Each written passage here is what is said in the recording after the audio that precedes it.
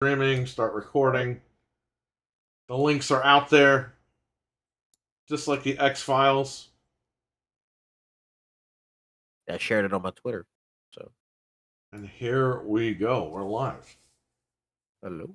We'll wait for some people to file on in. What do you think about this heart in the chat room, Nick? Oh, the heart in the chat room. Do you not have it? It's pretty cool. Yeah, I do. It's like so you can like react or say you like the stream or whatever. It is cool, but guess what? We can't read whenever somebody types something. We can't read what they say because it's in the way. Oh, really? Yeah, it's not like Twitch where you can close it. Oh, wow. Yeah, so you'll see during the night somebody will say something and you won't be able to read it. They're gonna have to change that. ACR is in the live chat room. What's up, ACR? How you doing? What's up? What's up? Gonna wait. There'll be a few more people. Oh, we got Hockey Fan here.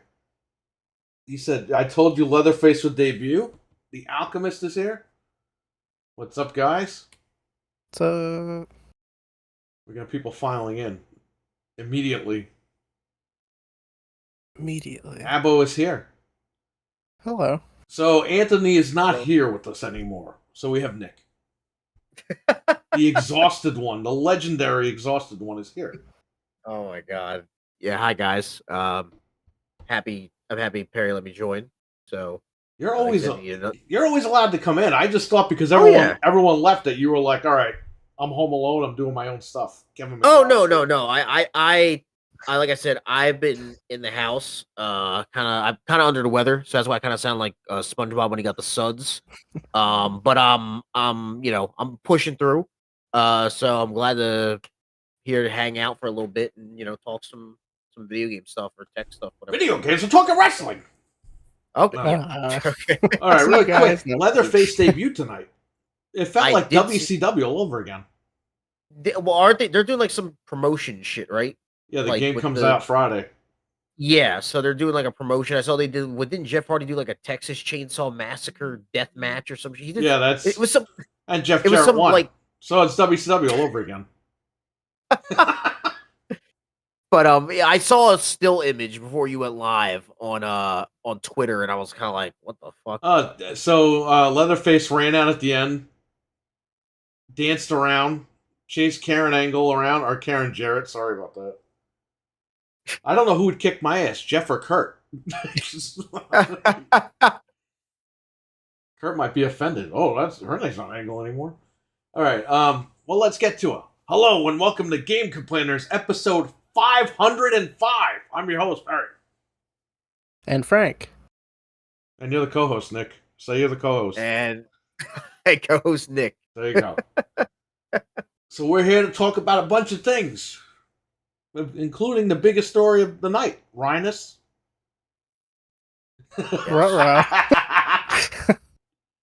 Oh, Linus. How the tables have turned on this man. Is that what you're getting into first, or? We can do that. We have some people in the chat here. We got Hockey Fan, we got ACR, we got Alchemist, we got Abo, we have Wesson. What is going on, everybody? What's going on, guys? What's up? Let's talk about Linus. He's in big trouble. Yeah, I saw that. It's about time. He's telling people. He's giving them the wrong benchmarks. The 4080 or 4090 apparently does 600% more than the 3090. 800%. Yeah. Was it 800 or 600? I think it was 800%. When it's only 80%. Oh, bro. Man. That Video Gamers Nexus put out, man, that was 45 minutes of him just cooking Linus. Like, here's what you did. Here's where you fucked up. Here's the evidence of you fucking up. Right. Here's like he literally had, you saw the big stack of paper he had, like for his notes and everything. I mean, that man literally like dissected it like him. And I think it's important to have people in a community. It doesn't matter what the community is, tech, games, whatever the case may be, that call out and hold people accountable, especially when people are going to them for reviews on products or whatever the case may be. I mean, Linus is a huge platform with a huge following that he has what, over like 5 million subs or something like that, and that's just on his main 15 million, sorry, and that's just on his main channel. He has like 7 different channels and shit like that. So it's like the fact that he does that and doesn't really have, like the fact checking or like the checking of the work. It's like he's doing a math problem on a high school math test and the fucking work's all wrong. He got the right answer or he got somewhat close to the right answer, but his work is all fucked up. Right. It's just like it's very concerning when you have somebody who was the biggest name in the platform in that subset, and he doesn't have the checks and balances in place in a big company like that. And I mean, this company was what he turned down $100 million and to keep his company. And it's like, so this is a company that's that highly valued. Right. And this was like a year ago when it happened. So it's like, man, you gotta put better checks and balances in place. And his response on his forum was terrible. And then put out another video, and then he put out another video today, or his whole staff put out a video from the CEO. Well. His wife was in it, I guess, who's like the chief operating officer, or she's one of the higher ups. Right. And like and they did take more accountability. That video was definitely better than the fucking statement. But it's like, one, is it too little too late for stuff like that? And two, they were still trying to like do jokes and shit. Yeah, they did product placement. Not really product placement, but they plugged their friggin' one of their sponsors, D Brand, and D Brand. Their $80 screwdriver, by the way. Yeah. LTTstore.com. Yeah. But it was like a 50-50. It was definitely better than Linus's statement, which he said was out of pure, like, I guess, like spur of the moment, like he just typed whatever. But the way they treated that company, that Billet Labs company that made the cooler for the I think it was like the 3090 or whatever, and they put it on a 4090 and it wasn't supposed to be on that card, and it didn't work. Like, that was because that's a startup company. Then they asked for their prototype back, and he fucking they auctioned it off. Granted, they said it was a miscommunication, but still, it's like the fact that he like kind of like said no one should buy the product, this and that. Like, he's like the wording was terrible. Was terrible. Well, he's also in bed with Noxua, so I mean, of course, he's going to downplay a different product. Yeah, it just doesn't. I don't know. It to me, it just like I watch Linus from time to time, and I watch Gamers Next from time to time. I don't watch them every single day. But I mean, Gamers Next has fucking cooked his ass. And I mean, and rightfully so. I think it's important to have people in the community, and any community, that's going to call out and hold people accountable, because these are these are products we're talking about. These are companies we're talking about here that, are making a product. And sure, some companies deserve to be called out. They make a shit product, but as long as you're representing that product the right way, that Billet Labs company did not deserve to be shit on like that. Even if their product, it was a prototype, so wasn't even a final product. It's not like it was for sale. Right. So if anything, if they can make that product better, it's probably better to give constructive criticism to that product than completely fucking trash them, and they didn't even test it the right way. Nope. That'd be like if I put fucking... And he tripled down on it, too. He's like, well, I still think it's a crappy cooler. It's like, dude, you put it on the wrong card, and you tested it the wrong way. And then you auctioned off their freaking prototype, which... that could be grounds for a lawsuit right there, even though they said they're going to work with them and give them the money back. But they did... I don't even know how they came up with the amount that they did, but we just paid them anyway. It's like, he was so dismissive of this. In that video that he did today with the company, he came off like, I don't know why I had to do this. This is ridiculous, but I'll just do it anyway. Like, that's the way he came off. He came off like he could care less. In that video today, he's in it for like 3 minutes, and it's more so the team. And I get that that it's not just Linus; it's the whole team. Yeah, like it's a whole team of people. So I appreciate that they went through everybody and wasn't just Linus rambling for 15 minutes. But I'm like, he said his little piece, and then that was it. I don't know if that was done because they thought he was just going to go off the rails again and say some shit that they didn't want him saying. So they kept this part short. But it was just like, bro, like, you got to take accountability. Like, if his original statement to Gamers X's video was like, yo, we fucked up. We need to put better checks and balances in place. and we're gonna continue to do better. We're gonna make these changes to our testing, this and that. If he just said that, we wouldn't be talking we would bring it. People would bring it up and forget about it. But now this guy's going to be talked about. At least it's for the next week until the internet just finds something else to complain about. Yeah. But he's going to be talked about. At least like tons of other tech YouTubers are making videos on it, and because I watch the other two, that's all it's getting pushed to my algorithm. Okay. Is like my front page is all these other people making videos on the situation. So it's like you're going to be talked about in the community. Imposter Anthony. Imposter Anthony's funny. That's his brother. He's the original. That is. Yeah, that's me. He was the first one. Me and Perry first did a podcast together before Anthony and him did a podcast together. Well, I'm saying you were born before Anthony. You're his brother. Yes. I'm his older brother. I'm very. Hey, you want to see him go down into the room and fuck up his Resident Evil collection? He'll do it right now, live on the air. Anthony's not home. That's why he's not here. Yeah. Yes. Liquor sandwich. And I am home alone. What's up, Brandon P? What's going on?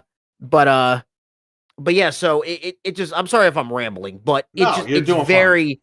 It's very I don't know, it's just very short-sighted of the Linus Media Group people and of Linus himself, and hopefully they do better from here on out because they are still a big platform. I hope so. And they'll continue to be a big, but he does not look good in this. No. Gamers Nexus looks like a fucking hero in this situation. I know he's not trying to be a hero, but he looks like a dude that just really cares about the community. And I think that's why people gravitate towards him so much is that he actually gives a fuck about the consumer. He gives a fuck about, about his viewers. He doesn't want to bullshit them. And he's very transparent in his videos. Maybe they'll put him in Encino Man too. But what about you? What about you?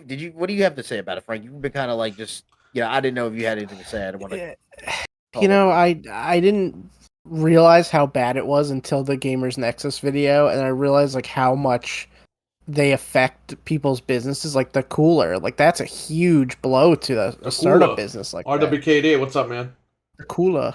But I mean, it just then like Perry was saying, Linus in the cooler. Put him in Wolfenstein 3. Put Linus in the cooler. Put him in the cooler. The apology was just a deflection. It wasn't an apology. It was stupid. And literally their whole conclusion for all of this stuff was, well, we're just not going to put up videos every day because that's causing us to have bad quality. But here's the funny thing. They kind of take shots at Steve without saying his name again. Well, if we had constructive criticism. But then they're saying that they're going to do everything that he criticized. Right. We're going to put a hold on the videos. We're going to do that. Yeah, because all your videos are wrong. Right. We have to retest all these things. It's like, hey, you do. You have a team full of people. What I got from the original video, from the Gamer Nexus video, they showed clips of the Linus guys. Yeah. Those guys are more concerned about dressing metrosexual and doing their hair. Eh? They look like a bunch of fat slobs. Just, oh yeah, we're Linus's friends, so we get to sit here and play around all day. No, you got to do work like everybody else. You get paid a lot of money. They care more about the one guy didn't even take the stickers off the mouse. The tape. Oh, and he's like on the feet. Yeah. He's like, well, they shouldn't have put the tape that way because anybody could make that mistake, and we're still going to say the mouse is no good. Yeah, they said they should have made it more clear. No, you're stupid, and you didn't take the tape off the mouse. Yeah, which is like that's such a weak response. Like, yo, they should have made it more clear. No, you're a fucking. Like, the first thing I do when I unbox something that's new is I look for shit I gotta peel off. Yeah. That's the first thing I do. And I ain't no fucking tech reviewer. When I got this mouse fucking 2 years ago, I'm looking on the bottom, I'm looking on the top, I'm looking at wherever. It's like, and again, that's another company, like that mouse company's been around for a little bit, but they're still like a smaller company. They're not like a big mouse, like, they're not like a Logitech or like they're I think they're Potage, I think they're called. Right. But they've only been around for a few years. But it's like, it's just, I don't know, man. It was just very like, oh, well, their response was, oh, they like for a lot of things like, oh, they should have made this more clear. We're not in the. All they had to say was, yo, we fucked up. That's our bad. We're more focused on getting the shit out, and somewhere along the way, our quality control fucked up completely. Yeah. And we have to reevaluate ourselves. Like, take accountability. If you take accountability and be upfront and like just say like, hey, like we fucked up and we're gonna make strides to do better. Right. That's it. I think they don't want to do that because they don't want to open for potential lawsuits. You know what I mean? If they admit that they reviewed something wrong, said company could come in and be like, "Hey, you screwed us over," and you know. Yeah. But at the end, I don't know, man. At the end of the day, it's like, look, and even Gamers Nexus said it, like really quick. Like, sorry, Brandon P in the chat room. GTA is people are still playing it because they're only getting it for $10. It was never re-released at full price. Just so you know, in the chat room, it was $20, and you can buy them separately. The online $10 and the campaign $10. Right. And this Logitech situation has nothing to do with what you're talking about. Let's continue. Yeah. But even in Gamers Nexus video, he said, what did he say? He said, that like we're all human, we make mistakes, but you gotta like be accountable for your mistakes. And I think that's a big part in what the situation is here is the accountability factor. And I think that if there was some sort of accountability, not necessarily saying, yo, we fucking, fuck this review up or whatever, just be like, hey, we need to do better. Like there's obvious errors in our shit and we need to do better across all fronts. Testing, editing, because even in some of the edits, there was like mistakes in the charts and and everything. Yeah, and so the guy admitted, yeah, well, those charts were wrong because the guy didn't email us the right thing, and we just did the video anyway. It's like, what? See, they won't take accountability for it. They won't take accountability. Fault. This guy didn't email me in time, and that guy didn't email me. Well, why'd the video go up then? You're the director, or you're the guy that oversees the uploads. They care more about if a new NVIDIA card's coming out. They care more about putting that video out and getting it in the algorithm so people can see it and they can make money on it than they do about being correct. And that's a glaring problem, especially when it comes to a review on a product that people could purchase. You want the correct statistics in there, the frames, the whatever the hell it is. If you're comparing a 40-60 to a 30-60 and the chart's way off, you could steer somebody to buy the wrong thing. I mean, it just, but I don't know. But yeah, it just didn't look, it just doesn't look good for anybody on the line of side at all. And now you got this lady saying that they grabbed her, she didn't say grabbed her ass, but they grabbed her. And it wasn't a good work environment. She was always harassed. Yeah. Let me, because I have some of that if you want me to read that. I'll kind of clean it up. I don't think it's anything too graphic. But there was a woman who used to work for Linus Media Group, and she used to be like an on-screen person. Let me see if I can find it.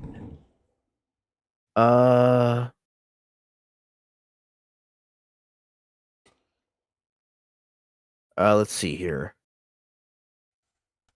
I was told when the PlayStation was out, the PlayStation 4 was out, that the human eye can't see 60 FPS. Oh, yeah. Remember I was told that when the PS4 came out?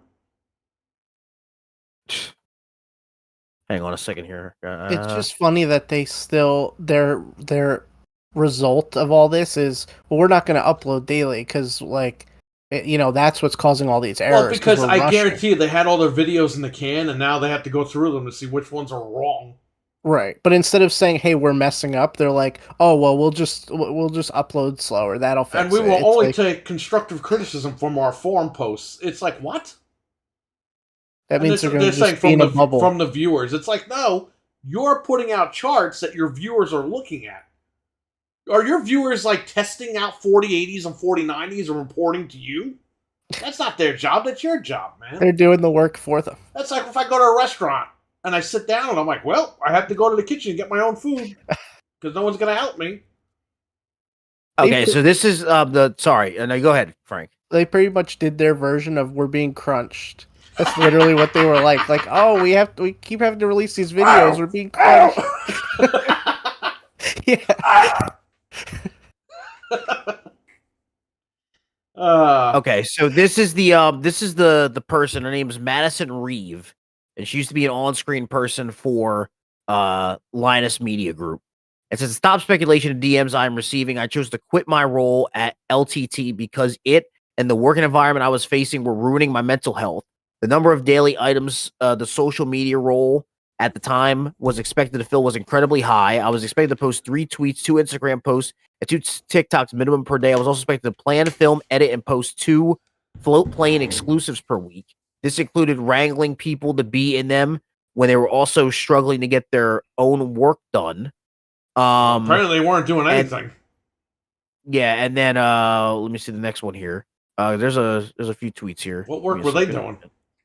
Says I was also expected to manage, plan, come up with, execute, get approval for, and schedule out of all sponsored content on socials, not including YouTube. All while being told not to complain because my job was the fun job, quote unquote. I cannot speak on what it's like now, but they have an entire team working on seemingly what I was expecting to accomplish alone. I misspoke originally when I stated I had signed an NDA. I thought the employee handbook acted as one. I am not a lawyer. I never publicly made any statements regarding my time there because I feared even more backlash from a community that was already attacking, defaming, and sending me death threats. I also feared for my future in this career, given that LTT is large and has industry connections. My time with the company brought my mental health to an all-time low. And then, let me see here. Go back. Back from the dead one. What's up, brother? Says, you could talk to anyone who was around me during my employment and they would confirm it. I would not have recommended anyone to work there, especially my experience as a woman in the office. I was constantly belittled by certain members of the upper management. My work was called dog shit. I was called incompetent. When I would reach out to my managers to try to get help with these situations, I would be told to put my big girl pants on and be more assertive. It doesn't matter if you think I am or am not stupid. This behavior is not appropriate. After enough complaints from me, I was pulled into a meeting. And then she says in that meeting, it was a writer's room meeting. And I was asked, do you think any of these people would have a hard time getting a job? I said no. Keep in mind, this was about a month into working there. I was pointed to and asked, what about you? I was scared. I remember asking, are you going to fire me? I was laughed at and told to stop being so pessimistic, as if my job and ability hadn't just vaguely been threatened. I was asked then to agree to verbal no drama contract. The verbal part is important. In this moment, I realized I was no longer considered part of the team. I was now a threat because I was putting up a fuss when I believed I was being treated unfairly and inappropriately. This verbal agreement wasn't right. It was behind the scenes. It was a behind the scenes warning with no record. And I'm trying to get to where she talks about the other shit. Great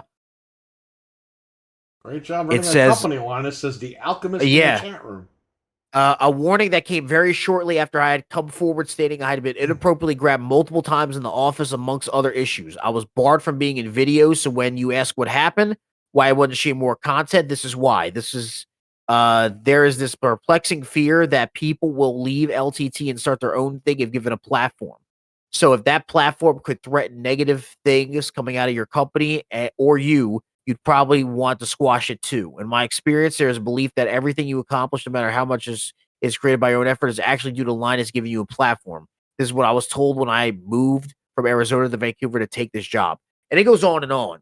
But like that shit right there, and they had not made a comment on this. They had not made a comment on this up until 4 hours ago. They made a comment finally on their Twitter saying, blame her and blah blah blah blah. We don't take responsibility. Usual. We are taking Madison's allegations seriously. We are conducting an internal assessment alongside bringing in a third-party investigator to look into the allegations. We are committed to publishing the findings and implementing any corrective actions that may arise due to this. Thank you for your patience. Please allow us to take the time necessary to be thorough as possible in this investigation. There's nothing on record. How could they even hire a third party to begin with? In addition to our existing report system, both anonymous and otherwise, we proactively reached out internally today to encourage our team members to report any workplace bullying or harassment they might experience so we can take quick and decisive action. These allegations are not in line with our company's ethics or the values we preach internally. We aim to provide an inclusive work environment where everyone feels feel comfortable and more importantly safe.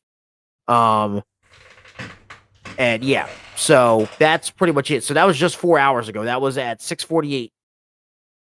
So yeah, did I mean, the AEW locker room tweet out at 6:00? Also, they got heat for. I didn't know this because I have a YouTube Premium. So I didn't know this, but they did monetize the video. They monetized their quote apology video. Whoa, is he okay? Yeah, I'm good. I'm good. Okay. If you see me step away, I am blowing my fucking nose. I'm sick, so my nose is like clogged up. Yeah, that's why I sound like Squidward right now. But I'm getting through it. So SpongeBob, you got to play the clarinet for us. Oh God. But yeah. So, you got anything else to add? Yeah, Linus sucks. It's fair assessment after the recent events. Fair assessment. Sounds like a terrible workplace environment too, which is, yeah. Dude, just look at the clips from the Gamers Nexus video. These guys look like a bunch of idiots and creeps. Yeah, creeps. They do. They do look like creeps, though. You're right. The guy reviewing the mouse, he didn't even take the tape off the mouse. He's like a fat slob. Well, because they had to hurry and they were being. Well, this mouse has a problem when you try to move it. Yeah, you didn't take the tape off, Dudley Do-Right, you fuck. His mouse pad is like sandpaper. Why isn't this working? I don't understand. We do not recommend you buy this mouse. And the tape is still on. You can see the tape in the video. Dude, you fucked up. Make a meme out of it and move on. Don't be like, oh no, the company's bad. They shouldn't have put the tape there knowing that people might not take it off. No, you're stupid and nobody else is. There you go. Yeah. And like Nick said, that's like if you buy a pack of condoms and you're like, hey, why'd they leave these condoms in the wrapper, eh? You gotta peel the wrapper, dumbass. Just trying to put on with the wrapper. Thank God I don't review that stuff. Well, somebody's gonna have to start a channel doing that. That's it. Anyway. But like Nick said, there's a tactful way to review a product, even if you don't like the product. How about like you open it before you fucking film it, so you know how to peel the tape off, and then film it again.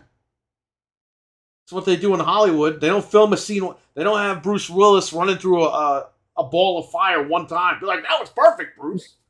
This is it. You better nail it. They filmed that shit like 50 times. They're like, you finally got it after 5 hours. Yeah. No, it's even if you don't like a product that say like everybody likes and you just might be the person that doesn't like the product. Right. Like, or you have your own issues with it. Like provide your notes and your actual criticisms and, convey your opinion that way. Like, it's like if I go see a movie, it may be a movie everybody likes, but if I don't like the movie, I'm going to come out and say why I personally didn't like the movie.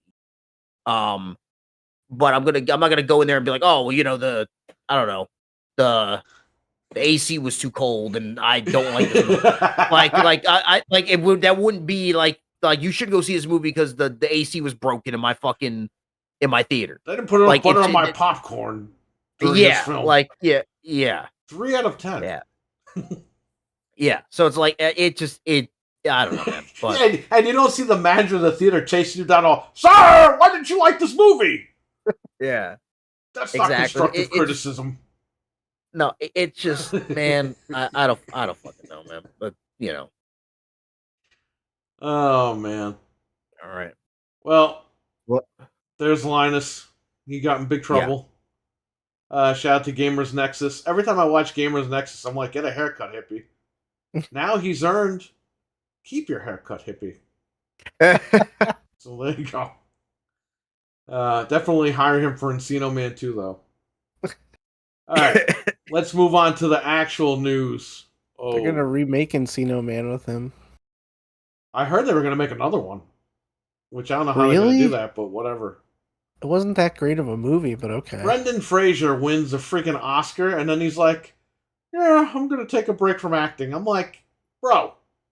Hey, bro, let him This guy cook, should be bro. in like Let him 6 cook. movies right now. Instead, he's at home I'm eating happy. hot I'm dogs. happy for him. I'm happy for him. I'm Man. happy and happy. I'm happy. I'm happy. I'm I'm not happy happy and for him, happy. but he took the money and ran. I want him to He didn't do even take the movies. money. He took the Golden Globe and ran. Yeah. All right. We'll see. When he comes back, I'll be there waiting. So, what news do you have, Frank? Okay, so I know Nick has some Call of Duty news for later. Yeah, absolutely, definitely got to talk about that. I think it was last week sometime they had QuakeCon, and they launched Quake 2 Remastered that day, which you're seeing Quake 2 64 here. We played it. It's good. They're just going to keep redoing these Quake games, which is awesome. If you have Game Pass, it's free. You can play it on your PC or on your Xbox. I think it's $10 on everything else. They usually go on sale for like $4. Yeah. I did download it on Switch as well, and it runs pretty good on there, shockingly, because it's Quake. So how shockingly, the game is 30 years old. Of course, it's going to run. The fine only on thing Switch. the Switch can run. Yeah, but I thought somehow they'd mess it up, but they didn't. So there you go. There's Quake. That's pretty much the biggest thing that was announced at QuakeCon. And then let's see what else here. The remake of Lollipop Chainsaw got delayed to summer 2024. That was last week. a lot of these guys on the internet are saying, "Oh, Xbox is going to announce a ton of exclusives at Gamescom," and I'm like, "No, they're not. No, they're not. They act like Gamescom's like E3. It's not. It's just the event in Germany that they announced a couple of like small little indie titles and some DLC and stuff." Yeah, people you'll like, get. "Oh, they're going to announce more games. December's empty." No, that's it. You're not getting anything else. Starfield's what you're getting. And typically they just have demos and stuff there. It's not like a big thing. Yeah, I mean that's one next guy week. asked Anthony, "Will there be any Resident Evil news at Gamescom?" I'm like, "No." Tokyo Game Show's like a month away. Why would they show Game Show's where you're gonna get your info, not Gamescom. Yeah, they gotta wait for Tokyo Game Show. Tokyo Drift. Well, anyway, Gamescom starts next Wednesday, so we'll know if anything comes out. But it's I don't in think Germany.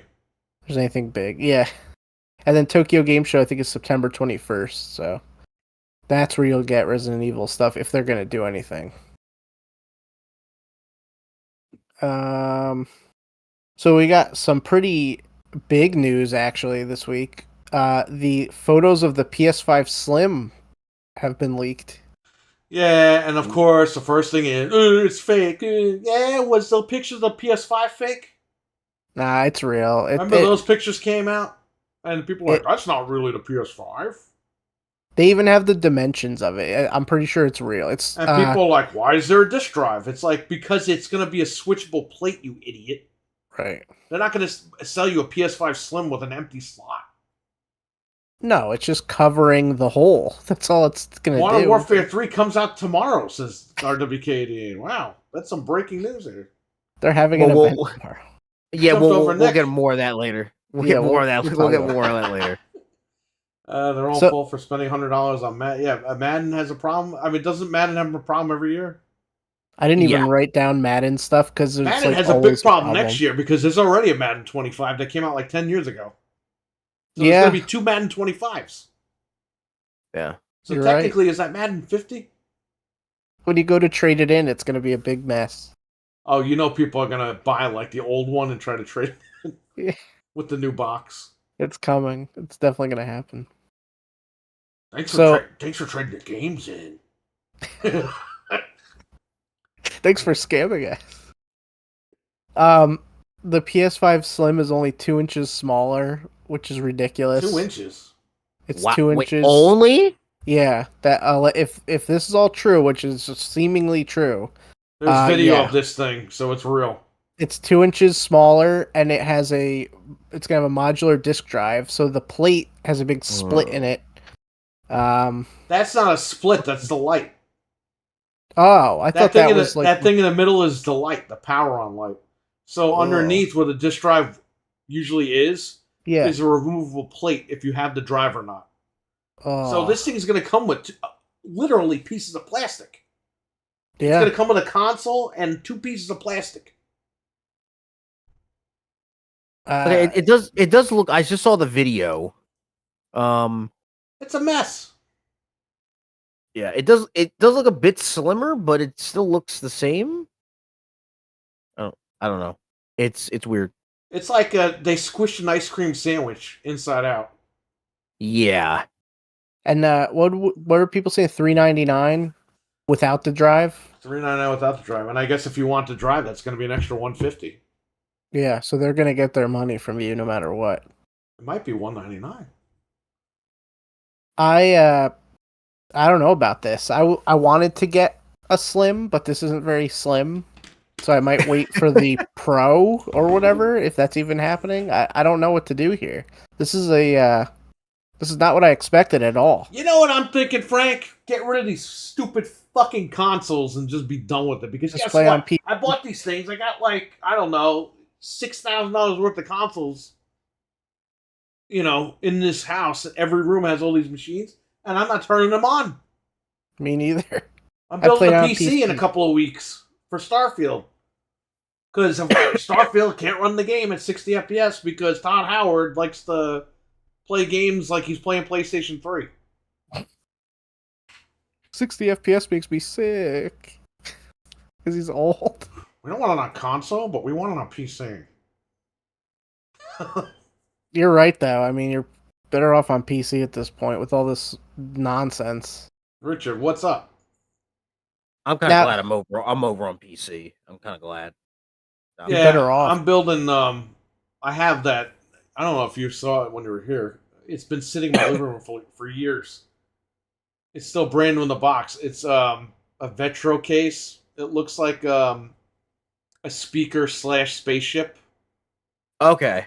And he got me the 4070. There was one left at Best Buy. Oh wow. And it's brand new in the box downstairs. I haven't touched it. So I was like, you know what? I'll just build a Starfield computer. And the 4070 price to performance for the new Nvidia cards is like probably the best one you could get. Like it's the best bang for your buck. I got the reference card. Yeah, because the I was thinking about I was just pricing like I have a 3060 Ti and I looked at like the 4060 Ti and the 4060 Ti is actually performs less than the 3060 Ti and they want more money and I'm like you can suck my toe on that one, bro. I'm good. I'm good on that. I'm not some of these and apparently there's gonna be a price. There's gonna be like you might have to go GPU back shortage. if you looked at Linus's charts. Oh, you got it all wrong then if you did that. But no, the I think there's gonna be like a GPU hike soon, like or shortage, or I don't know. I've been hearing that, so I don't. When are they just gonna build a GPU that's the entire computer? Because I mean, this thing's as big as a Series S. They are really big. That's the thing. Dude, a 4090 in a case looks like a god. I'm like, why does it need to be that big? It's bigger than the case. Yeah, like there literally had to be new cases made just for the 4090. Like the thing looked like it was bigger than somebody's leg. I'm like, why? Like everything else with tech is getting smaller, and these fucking cars are like, all right, here we go. This fucking looks like a VCR. I'm like, what the fuck is this thing, man? I like how we could do brain surgery, but they can't figure out how to cool these things. I had to buy a $100 cooler today because I'm going to be getting the 3900K. Okay, yeah. Would you have to buy like a liquid cooler or just a I can't buy a liquid cooler because nobody's giving me straight information about liquid. I don't want to change it every 2 years, and it's like $200 or $300, and I'm like, I'm not doing that. And there's been even from really good companies, there's been a lot of faulty liquid coolers lately. Yeah, I know. That's why I don't want to do it. Like of the shit getting gunked up, and it's a mess. Like I would never get one. I don't want to do it. So Richard actually pointed it out. He got the Noctua DH15 or whatever. Yeah. So I'm gonna get the DH15S because I got an M8X motherboard. So his cooler wouldn't fit in there, but if I get the S version, it fits perfectly fine. So I ordered it, so it's coming. Nice. And then I just gotta get the RAM, the power supply. Power supplies are going up. Yeah, that's crazy. I was gonna get the 850 RM from Corsair. It was on sale for 119. It's all the way back up to 134 now. It's that's like crazy.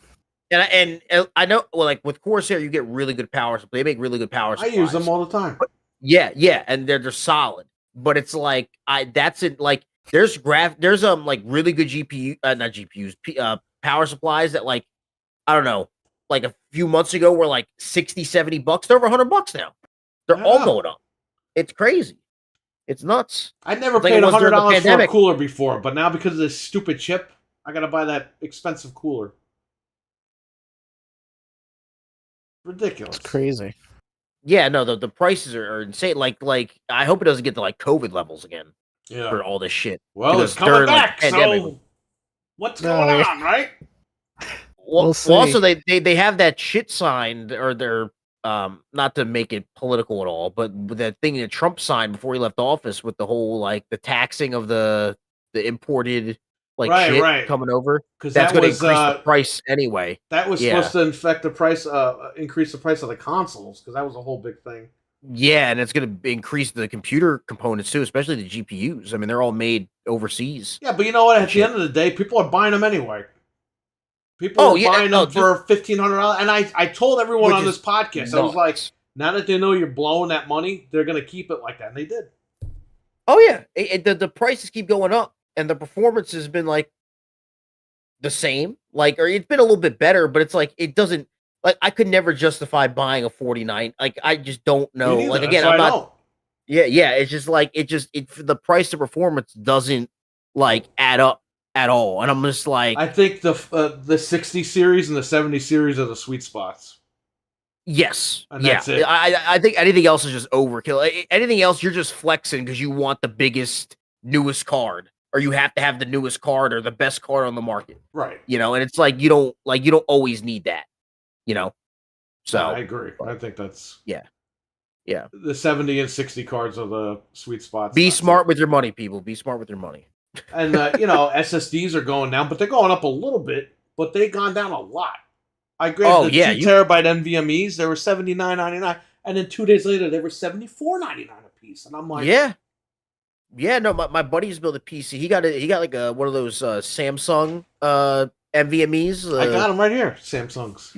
Yeah, the 1 terabyte. They were like under $50 at like on Amazon. Yep, it's crazy. It's crazy, and it's like and RAMs are reasonable right now. Yep. So it's like so it's like it, but hopefully this DDR5 stuff is skyrocket. $94.99 for 32 gigabyte sticks.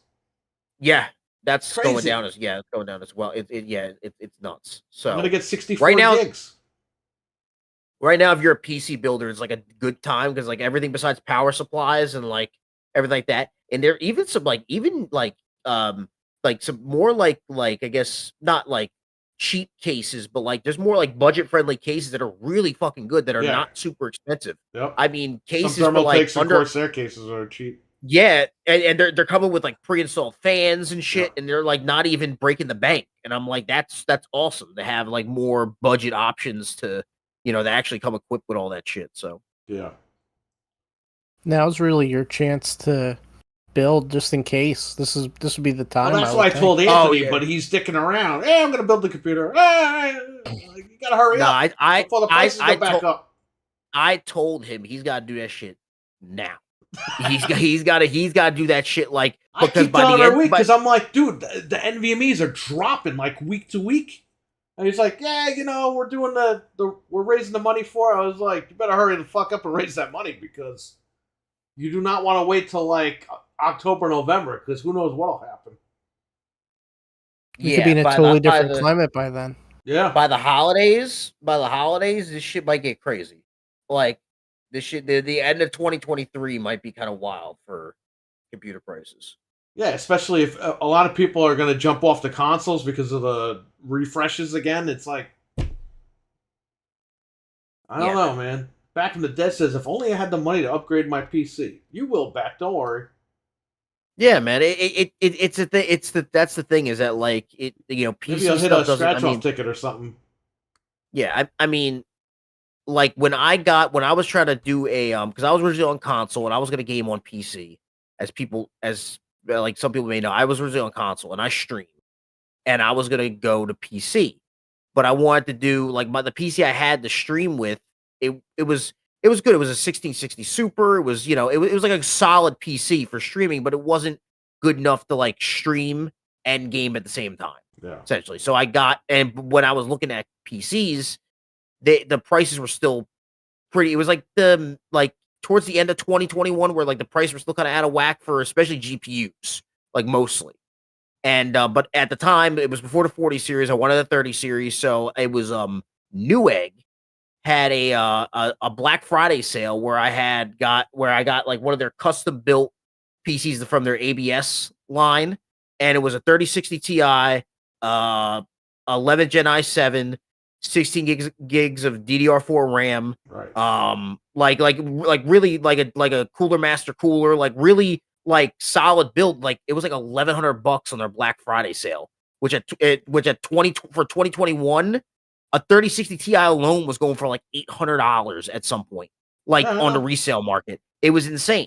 So the fact that I got a whole system for $1,100 on their Black Friday sale, and it's been great. I'm using it right now. It's been awesome, and it's held up really well.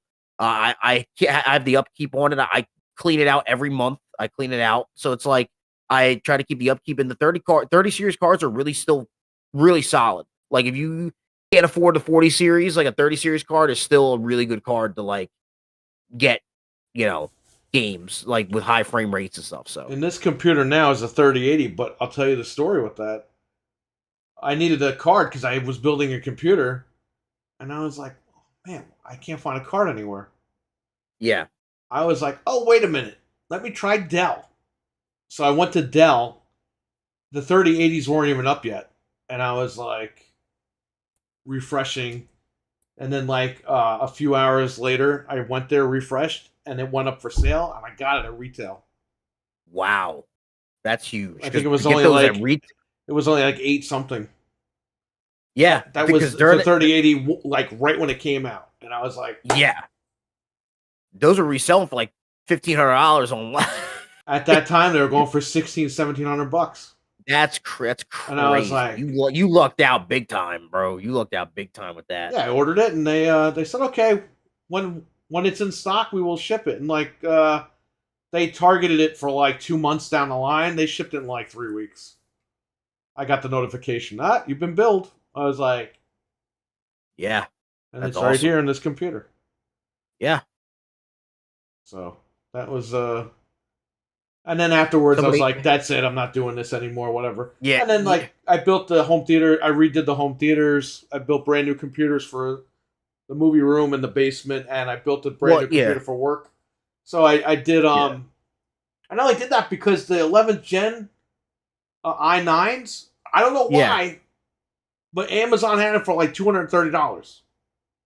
That's a steal. So I was like, you know what? I'm just gonna buy 3 for the price of 1. And I built the computers, and I was able to find 3060s. I found one 3060 Ti that's in the living room. The rest of them have 3060, and the games run fine. They run beautiful. Yeah, 3060s are good, and like I love my 11 Gen i7. That thing fucking smooth. Like Intel is so like far down the block. Like you're good. Yeah. AMD's got to catch up, because I got this Threadripper, man, and this thing keeps giving me problems. And I updated the BIOS and did everything, and it seems like it's stable for a little bit, but this is no longer my daily driver, this Threadripper. It's a Gen 1 1950X. Yeah. I don't trust it. No, I mean, lately they've gotten, like, they've definitely, like, the last couple of years, they've updated their quality a little bit, AMD. I heard that from the chat. Yeah, and it's like my buddy like has used some of their cards, like their newer cards lately, and they've been really good, price to performance wise. But they do still have a long way to go. Like Intel's still like running with it. Now I do know Intel is like I have a buddy who actually has one of those Intel ARC cards, the A770. Yeah, the graphics cards. Those are on sale for like $220, $219 on Amazon a lot. Well, that's why he got it, was because it was like a reasonable price to get into the, and he was already doing an Intel build anyway, so he was just like, fuck it, I'm gonna just try the card out. And since it's constantly getting updates and they keep improving and improving and improving. So they're still young in the GPU world, but in a few years, man, Intel might be, they might be a force to be reckoned with with the GPUs and make it competitive, and But that's good because it keeps the cost down for everybody. Yeah, exactly. This is the problem in the console space. All these fucking fanboy guys, it should only be PlayStation because they got it. Yeah, sure. Let it only be PlayStation. Then they'll be paying $150 for Uncharted. You'll be paying $200 for Spider-Man. You'll be paying all this crazy money for these games. You need competitors in the market to keep everybody in check. Could you imagine if there was like in any market? Can you imagine if there was like only one company you could get cell phone service from? Well, we need the exclusive towers. If it was just AT&T and they were able to charge you like $1,000 a month for fucking cell service. That's why they stopped that merger with T-Mobile and AT&T, right? What was that, 10 years ago or something? Yeah, I think it was T-Mobile and Sprint, I think, wasn't it? Yeah. And they shut it down because it wasn't going to be competitive. But it's like, it's crazy. But yeah. If you're gonna build a PC, buy it now. Buy your components now. Because in like 3 months, this shit could be a lot different. So, Liquor Sandwich, I will give you my information here. I can't believe too, like, I have the old PC inside with the i7 and the 1070, and it still runs games. I played Baldur's Gate at 1080 60. It doesn't go much past 1080 as far as frame rate. Yeah. But I mean, I have the brand new PC here, so that's fine. But still, that thing cranks like Core i9, 11900K, $269.99 on Amazon, September 2nd, 2022. That is a steal. And I bought 3 of those. And at Micro Center, I think I actually paid $239 for one of them. Because Micro Center was trying to undercut Amazon at the time. Well, that's another thing too. If people are looking to build PCs, and you have a Micro Center in your area, you can find some good deals at Micro Center. We do. Yeah. And like I noticed a lot of times they have the like the That's RAM. where I'm gonna take Anthony when he gets his shit together. Because you can get like a RAM motherboard and CPU combo from them for like a steal. Like, so they usually have a lot of good deals on stuff like that in store and shit. So well, you want to tell him the story, Frank? The smelly guy? What? You need to tell him this story right now. Okay. All right. Okay. All right. So we love Micro Center. We go there anytime we can. So I think we were building. Was it my last computer? It might have been either my last computer or something for you. We go down there and we're getting all the parts. You know, the guy in the parts department helped us. He gave us all the stuff, whatever. So we're going down a keyboard aisle looking for just keyboard and mice, peripherals, whatever. And this guy comes up behind us like a villain. And he starts putting his employee sticker on all of our items that he didn't help us with. And he smelled. His breath smelled like he ate like a big ball of shit. Dude, it smelled like straight up sewage and BO. It was horrible. The minute he walked out of the aisle, I told Frank, I was like, peel all the stickers off of all that shit. Yeah, because he didn't help us. He was just being like a dick. So we peeled all the stickers off, and then he came back and he was looking. We're literally pushing the cart. He's walking the opposite way of the aisle. He stops and peeks his head out, and then he turns the corner and goes, puts the sticker on everything. I'm like, this motherfucker. And I told him, all that shit. And they asked me at the register, did somebody help you with this stuff? And we said no. I think at one point he saw one of the items. He's like, oh, that doesn't have a sticker. And I think you were like, we have to go. Like, you literally were like, we got to get out of here. Like, this is ridiculous. Because he's like taking up our time putting stickers on shit. And he smelled horrible on top of it. That's crazy. It was the worst. Ugh. It's like that was he the only had bad a ball of shit for lunch. There. It was in his pants.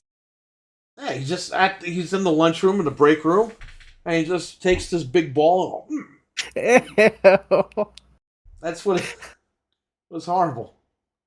Yeah, that was really bad. Yeah, but last time we went, it was good. We might be going again soon. You guys might end up going without me, unless it's really. No, we might be going next week. Me and you. Maybe. Maybe. Good to see. Have so many doctor's appointments. It's horrible. Ugh. We'll So see. you'll be leaving in a few episodes. Yeah. The chat room will miss you for At the about 8 very months. at the very maximum, I have 4, but I don't even know. That's like the day of. The fourth episode from now would be like right before. So I don't know. We'll see. But So that's it. He's almost out of here. Anthony will be back. You guys won't miss me. And then we'll figure out what happened. Well, how are we going to do the news? We don't have anybody to do the news. You gotta find someone to take the chair that does the news. It's gotta be somebody. Ugh. I don't Anyway, know. he'll be back in April, May, June. Yeah, it all depends. I mean, as soon as I'm I just possibly joking, can. but I guess that's true then. No, I mean, as soon as I can, I will. But He came back early last time. yeah, because everything went smoothly. But I hope that happens this time for my sanity and this show.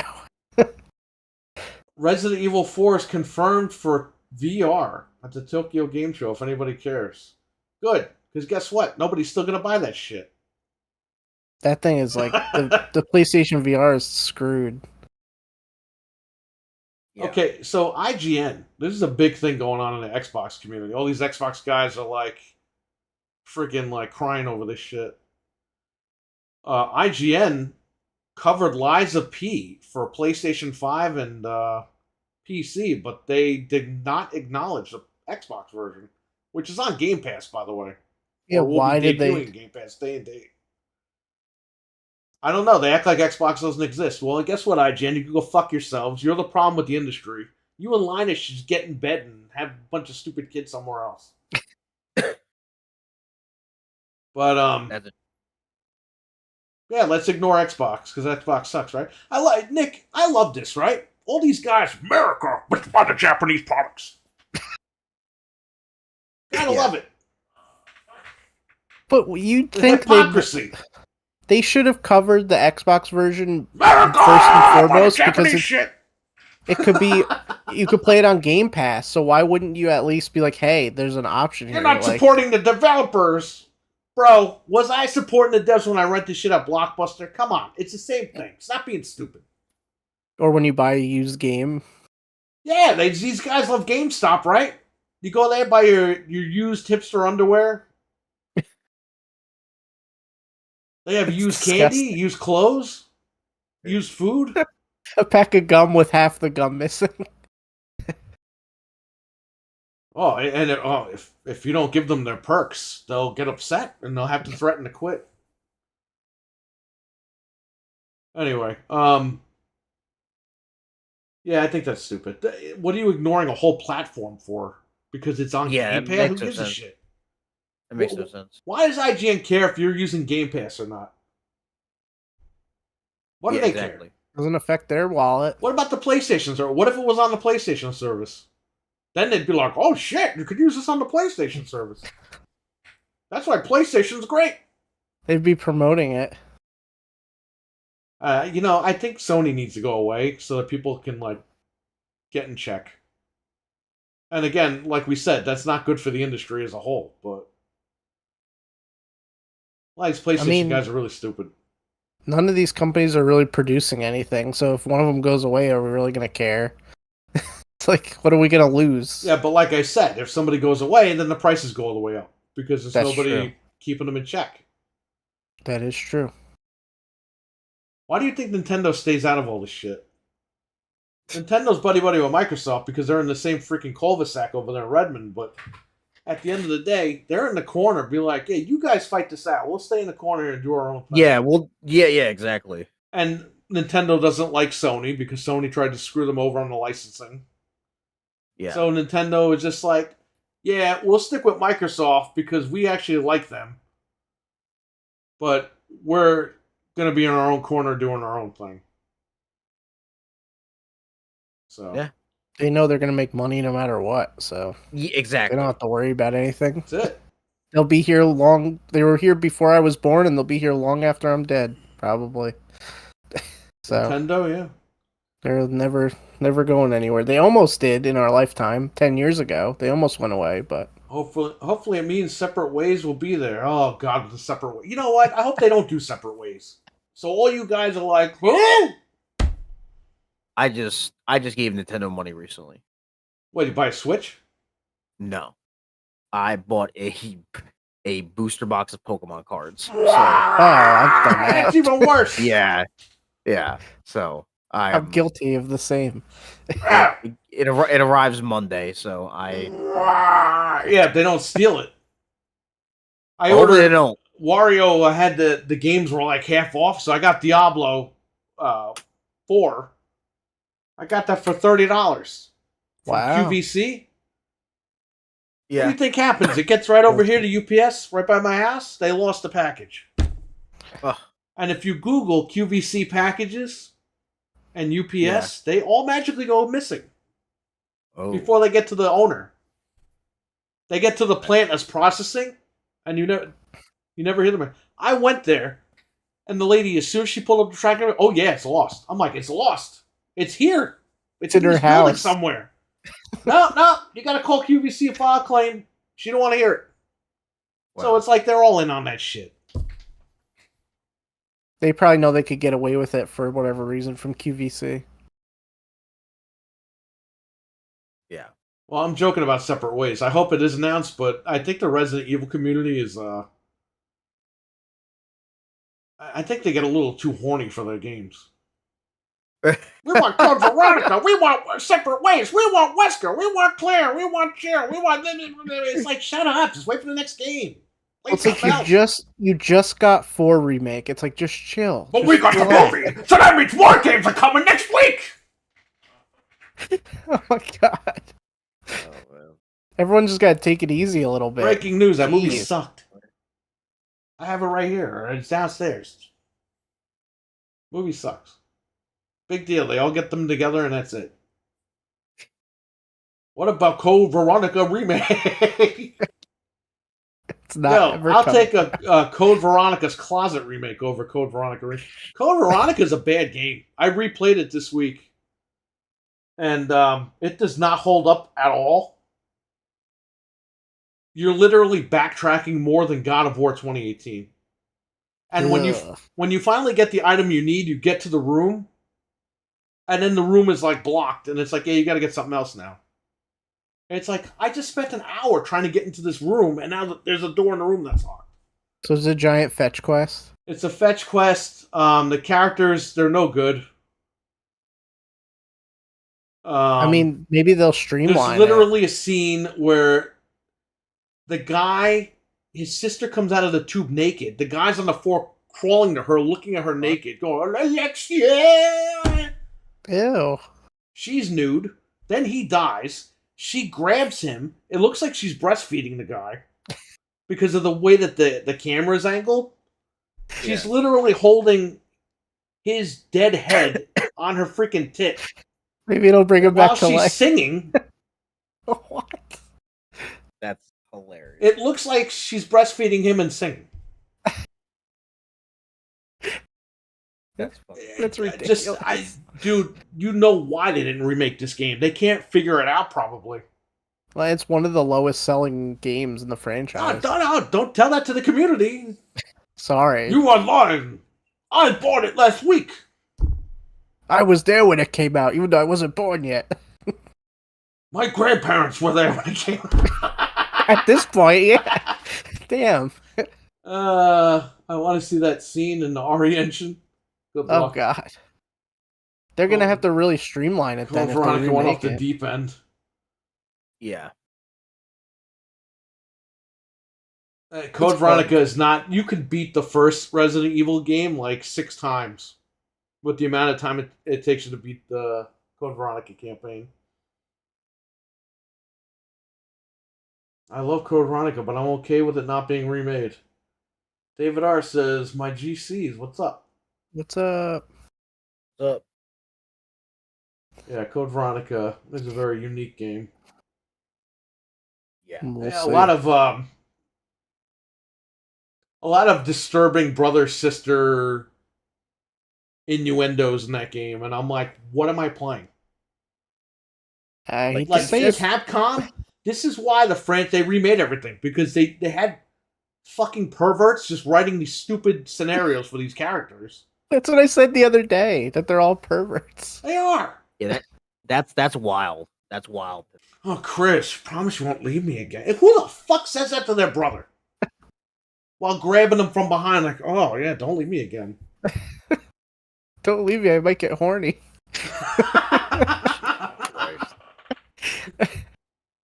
It's sick. It's fucking ridiculous. That game is ridiculous.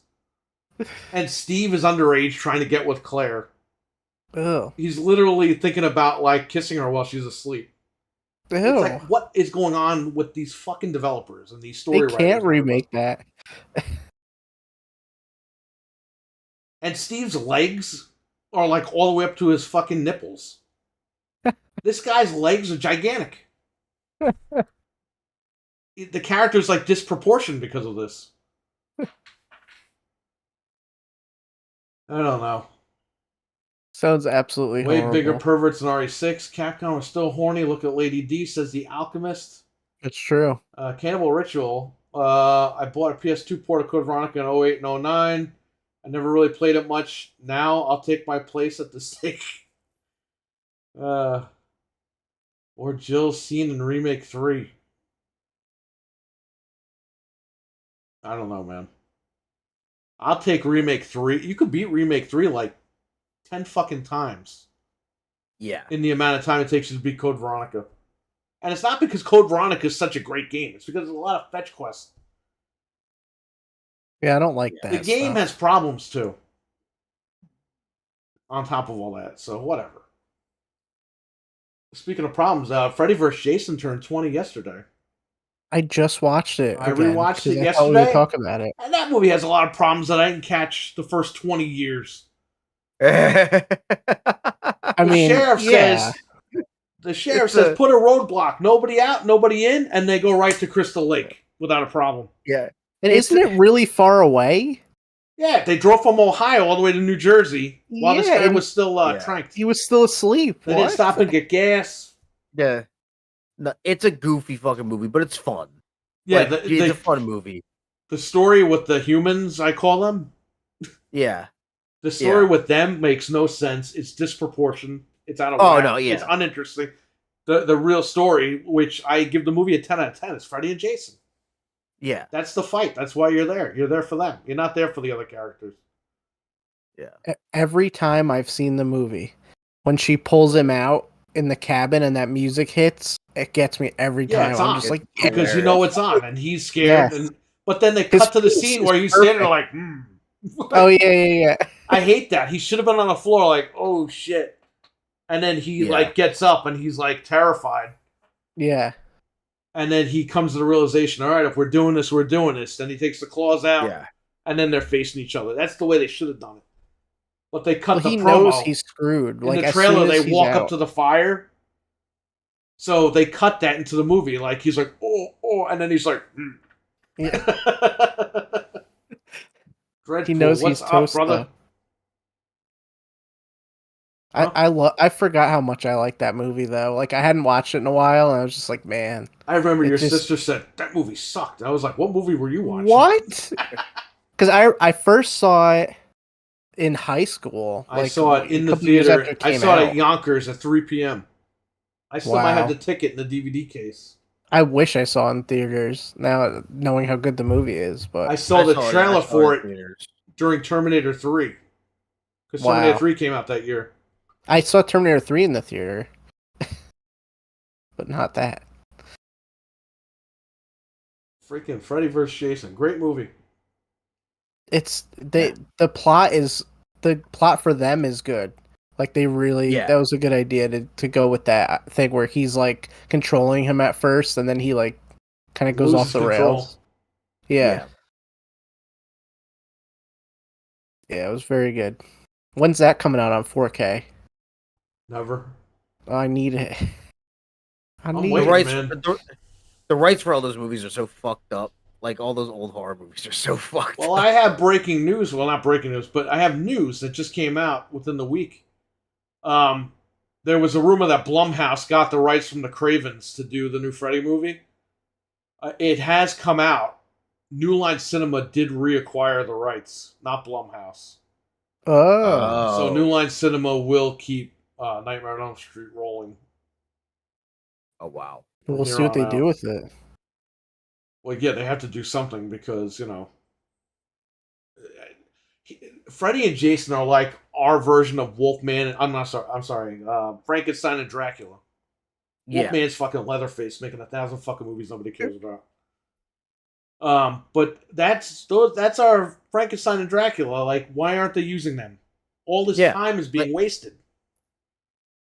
Like that era had the Universal monsters, and we have the slasher, movies, icons. Yeah, and New Line had them all at one point. Well, most of them. They had Leatherface. Yeah. They had Freddy and Jason all under the New Line banner. I mean, Warner Brothers still kind of has the ties to them because New Line was absorbed by Warner Brothers. Yeah. So they could still do stuff. And Freddy vs. Jason 2 was canceled because Sam Raimi he didn't trust New Line to do the right thing by Ash, even though they had the script and they were ready to go. Bruce Campbell even said he would help direct the character, and Sam Raimi was like, nah, that's okay. I got to do Spider-Man 3. And they turned that into a comic. They turned the script into a comic book. Yeah. It was pretty good. It's too bad Freddy and Jason were going to get in the snowball fight. Was that Scream photo you sent us real? What Scream photo? With the cupcake and the little thing, the 7? No. That was because Happy Death Day is... Those guys are doing Scream 7. Oh, okay. Oh, really? Yeah, you didn't know that? I didn't see that. Yeah, the guys that did 5 I and love 6. Happy Death Day. The guys that did 5 and 6 are not doing 7. The Happy Death Day. And they are filming it in Canada right now. Scream 7. Despite the strikes. Because it's probably going to be a Canadian unionized movie, and they're not striking, and the American unions are striking. Right. But so that's how they're probably able to get around it. But that's interesting. I love Happy Death Day. Happy Death Day is Richard in the chat loves it. I never saw it. I never saw it either. It's like, if I have to sum it up, it's like Groundhog's Day, but like a horror movie. Like, but it's so much fun. It's such a fun movie. It's funny, but it's also has good jump scares. It's a very, like, and it has a heart too. Like, I love the movie. I love that movie. So I think those guys are awesome. So shout out to them. Hopefully they do a good job. All right, good. So we will see how that turns out for that film. Yeah, I love Happy Death Day. I still think it's not a movie, but it is video game related. I watched Twisted Metal. I fucking loved it. Awesome show. I gave it a 10 out of 10 on there. Love Twisted Metal. I was like, but dude, my expectation was so low because the trailers were ass. The trailers were bad, in my opinion. Yeah, he did the thong song, and we're like, what is he doing? If there's got to be one person. I don't want to call for anybody's job, but whoever was in charge of the marketing of that did a terrible job. Yeah, like but maybe it helped because my expectations were so low. But I thought it was a lot of fun. I thought Anthony Mackie was awesome. It was perfect. Perfect. Knocked it out of the park. I thought both the voice of Sweet Tooth, Will Arnett and Samoa Joe, I thought they did a great job. Yep. And I mean, even Nev Campbell was good. Yeah, she was really good, especially towards the end. The other the main woman, she was great. I mean, it was just like they all had great chemistry. Like, it was just a fun show. It was just a fun show. So they knocked it out of the park. It was fantastic. And it did what a lot of these shows don't fucking do. So we went into it thinking, okay, this is not going to be like the game, but we accept that going in. Yeah. Bro, the ending of that series, it was all a setup to get you to where you want to go. And we were like, beautiful. That's what they need to do. Yeah. Set up the characters in season 1, season 2, it's on. Like, that's what we came for, what we really came for. It was perfect. And like, I didn't need, I mean, the Twisted Metal lore is kind of all fucking weird anyway. Like, I play a lot of the games, but like, I don't even know some of the lore. But all I wanted was a fun show with good characters, and that's what I got. I good action scenes, like, and I like that one. I'm liking the trend of these like video game shows, right? Because they're able to flesh out the characters a bit more. They're not rushed to do an hour-and-a-half movie. And even this, like, it was like, it was fleshed out, but it wasn't too long. It was 8 episodes. It was half-hour episodes, and it was about 5 hours in total. So it was perfect. Yeah, perfect. Doesn't overstay its welcome. Nope. Gets in, gets out. Does what it needs to do. And I loved it. When I was binging it, like, we were having such a good time. But my wife is like, at some point, she's like, I gotta go to bed. I was like, really? You can't do one more? And we saved the last 2 episodes for the next day. And man, it was perfect. Yeah, I watched like half it on a Saturday and the other half on like the next day on a Sunday. It was just it was awesome. I thoroughly enjoyed it. Shout out to everybody who involved with Twisted Metal. They knocked it out of the park. And shout out to Peacock. That's a big get for Peacock. That was actually the #1 watch show with the most hours as of last week. Oh, it was a very word of mouth show, because everybody was not really expecting it to be that good, but then all the reviews on Rotten Tomatoes were positive. Everybody on social media was positive. It was just one of those word of mouth things. And I was telling everybody, yo, watch Twisted Metal. Yep. Watch Twisted Metal. Like, all my friends watched it. Like, they liked it. And they didn't even really play the game, some of them, and they still thoroughly enjoyed it. It's something that anybody can watch. And it's a fun show. Perfect. Marketing's trying to self-sabotage the show with the thong song trailer. Yeah, and they did the press conference with Sweet Tooth dancing with the rappers, twerking. And I was like, my God, what the fuck is going on? They're trying to kill it. The thong song thing just seemed like they had a deal with a record label. It was like, all right, like, you gotta put Sony has their own music company, Yeah, you gotta put in this Cisco song, which I don't know why. I guess they were trying to pick music from that like era, like the late 90s, kind of. I think late 90s, early 2000s all the music's in the freaking show, and it was great. Like, even in the teaser, like when he what was it? He put when he puts a CD in, it's like a "Steal My Sunshine," or whatever. Yeah, and it's like it just didn't, like, I don't know. Like, I know people were bitching like, oh, you should have put it in like Rob Zombie or something. I was like, it's so, it would have been cool, but like, maybe they'll say that for season 2. Yeah, but it's like, but I thoroughly, when you see everything in context with like in the show, it all just worked really well, and I was thoroughly surprised. I'm like, this is just a fun show, man. Like, and if you're bitching about it, man, just fucking, I don't know. It was great, and they set up for season 2 at the very end, and it's beautiful. Because I'm telling you the truth, the last episode's very like long because they wrap everything up in the very beginning, and I'm like, what the fuck does she want this guy to do? And she's like, he's important. He needs it. And she's telling everybody. I'm like, what is it that she wants him to do? And then it just hits you, and I'm like, I didn't even think of that. It's so obvious. Yeah, it's like, we need him for the tournament. And I'm like, oh my God, I'm so stupid. Yeah. That smacks you in the face, but in a good way. Like, it's they really did a good job. You thought you were watching the typical, they're going this way with the video game movie, but in fact, they made a U-turn and brought you to where you want to be. And it was like, beautiful. Thank you. Somebody did it. Yeah. And I haven't stay on, like, I guess the Sony like thing. I haven't seen it yet, but I am hearing good things about Gran Turismo. Nah. Like, I'm hearing good things about Gran Turismo. Gran Turismo's getting good reviews. From who? IGN? Like, no, just from like from actual movie critics. Like, it's getting good reviews. Oh no. It doesn't look bad. How about you see that and you report back? Yeah, I don't want to watch that. We're not watching that. What was my dream? I played the game. I played the game that nobody wants to play, according to the Sony CEO. I played nobody wants to play old games. Well, the guy did, and he made a movie about it. So there you go. You're telling me playing a PS1 game can get you prepared to race in a 40 minutes behind. Keep going so I can catch up. What? Oh my God. He's got a long way to go.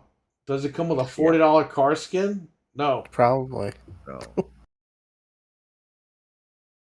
Fucking movie theaters are so archaic. I gotta see Ninja Speaking Turtles. of what? Oh no, Ninja Turtles I hear is really good too. But I've seen them all in the theater. I gotta continue my run. Yeah. I couldn't do my run because of Scream, which I feel bad about. Wasn't Nickelodeon re-airing like the original show? Yeah, they got the rights, so they're gonna be putting that on Nickelodeon. That's awesome. Which is I think that's cool. As a kid, you were like, why aren't Ninja Turtles on Nickelodeon? They're on Channel 11 WPIX here in New York. Yeah. Why aren't they on Nickelodeon or Cartoon Network or whatever? Because when we were kids, we didn't realize there were rights issues and everything. But that's crazy that they are on Nickelodeon. And it's like, wow, they finally made it. The next stop is Disney, right? If Disney ever buys Nickelodeon. Well, thank God that kids can be exposed to the good turtles. And then we'll get that crappy Doug show again. Oh, I liked that show when I was a kid, though. The ABC Doug? It was not as good as the Nickelodeon one. The Disney Doug was. Hey, the Disney Doug was. I can go on a whole separate podcast about that shit. That shit was. I remember when they. Bro, when they. I mean, Roger, I know they were supposed to make Roger look like a bully, but he looked like he just left rehab, and he was like in 4th grade. And I was like, this is... They gave Doug that vest thing or whatever. Like, he looks so weird. Oh, yeah. Looks like Keanu Reeves, Doug. I went to the theater for the movie. They did the Doug's movie. Like, that movie was bad. Movie. Yeah, it was really bad. The movie was really, really bad. But the show, I toterated it. I mean, I'm pretty sure even when I was a kid, I saw kids walking out with their parents mid-movie. It was pretty bad. I mean, I liked it as a kid, and I rewatched it later, and I was like, I was like 5 when that movie came out. But like, because I remember watching Doug from reruns of the Nickelodeon one. That's how because Doug came out like a year before I was even born. Right. But but Nickelodeon, even when they didn't air new episodes, they would just run everything, and they didn't have that many shows when I was younger, so they had like 5 Nicktoons, so they just reran them in a fucking loop. So I always saw Doug because they needed programming. So and then I started watching everything up, man. They fucked up Power Rangers. They literally locked Power Rangers in a vault. They wouldn't put it on DVD. Ham Saban, whatever the fuck his name is. Ham Sandwich Saban. He had to re-buy the rights back from Disney. Disney sold the Power Rangers back to the original creator because he had big pull back in the TV days. But they resold him the rights, and the first thing he did was put it on DVD through Time Life. And this idiot spent $200 to get them. Yeah. But they didn't know what they were doing, and now because they made all these superhero movies, we would have gotten a really good Power Rangers movie. But they treated it like the redheaded stepchild. They locked up. They own Eek the Cat. And they do nothing with Eek the Cat. No DVDs, nothing. Why don't they just throw it on the service? It's like it's there. I don't know. Do it. It's like you're just wasting. You have content. You could. They bought all that shit for Jetix, and they actually released DVDs in Germany and shit. And the UK, there's Eek the Cat DVDs, but they never released it here. Wow. I don't understand why. Eek. What was it? Mickey Mouse House is not on this Disney Plus service. The cartoon one. Half their shit's not on their own service. Yeah, it's like why? It's in the vault, Frank. The vault. Oh my god. Yeah. They used to threaten us when we were younger. Oh, it's going back in the vault. Gotta buy it. Get these lithographs from the Disney store. Yeah. When you pre-purchased the Lion King for $39.99. Those are all in the dumpster somewhere, probably. Yeah. Do you want me to get into this Call of Duty shit, or get into the Call of Duty stuff? Yeah, before you keel over. Oh no, I'm good. I'm surviving. But yeah, so the Call of Duty event is going to be tomorrow. They're going to be announcing a trailer and different shit that's going to be. But they dropped a bunch of intel, quote unquote, as they call it. They're partnering with Intel for a new graphics chip. What? But this is from their blog post on their website. It says here that Activision confirms that Modern Warfare 3 was always designed as a premium game release, which is true and also false. So I'll break it down really quickly for people. So Modern Warfare 2 came out. And before Modern Warfare 2 came out, you guys might have talked about it back then, but Activision said that they were going to go to like an every other year kind of schedule. They weren't going to put out Call of Duty games every year, right? So there was supposed to be more content added this fall, but instead of a whole new game, it was supposed to be like a DLC expansion thing. It was going to have a bunch of remastered maps, and it was going to add new maps and like new campaign missions and shit. And it wasn't going to be full price. It was going to be like maybe half, and it was going to be like full expansion. But then they put MW2 out, this current one, and the sales went through the fucking roof. Even though the game was kind of remember, they released it a week early if you bought it digital. Yes. They did what Nintendo did with Wind Waker. So they put out the game. It sold like crazy. Now, originally they were going to the every other year model. Right. Because the previous 2 years didn't sell that well. Now, Cold War did okay. Black Ops Cold War did okay. Vanguard took a shit. Vanguard, no one bought Vanguard. Now, there's a lot of reasons why we bought it a year later when it went on sale because we're like, it's $20. Let's grab it. There's a lot of reasons why people didn't buy Vanguard. There's multiple reasons. World War II. But that's one of the issues. But also a big selling point for at least the diehard like people that buy Call of Duty, at least nowadays, is Warzone. Warzone goes hand in hand with the new Call of Duty that's out. So when Cold War came out and it still sold well, that was because Warzone still had its original map, which was called Verdansk. Verdansk was the original Warzone map.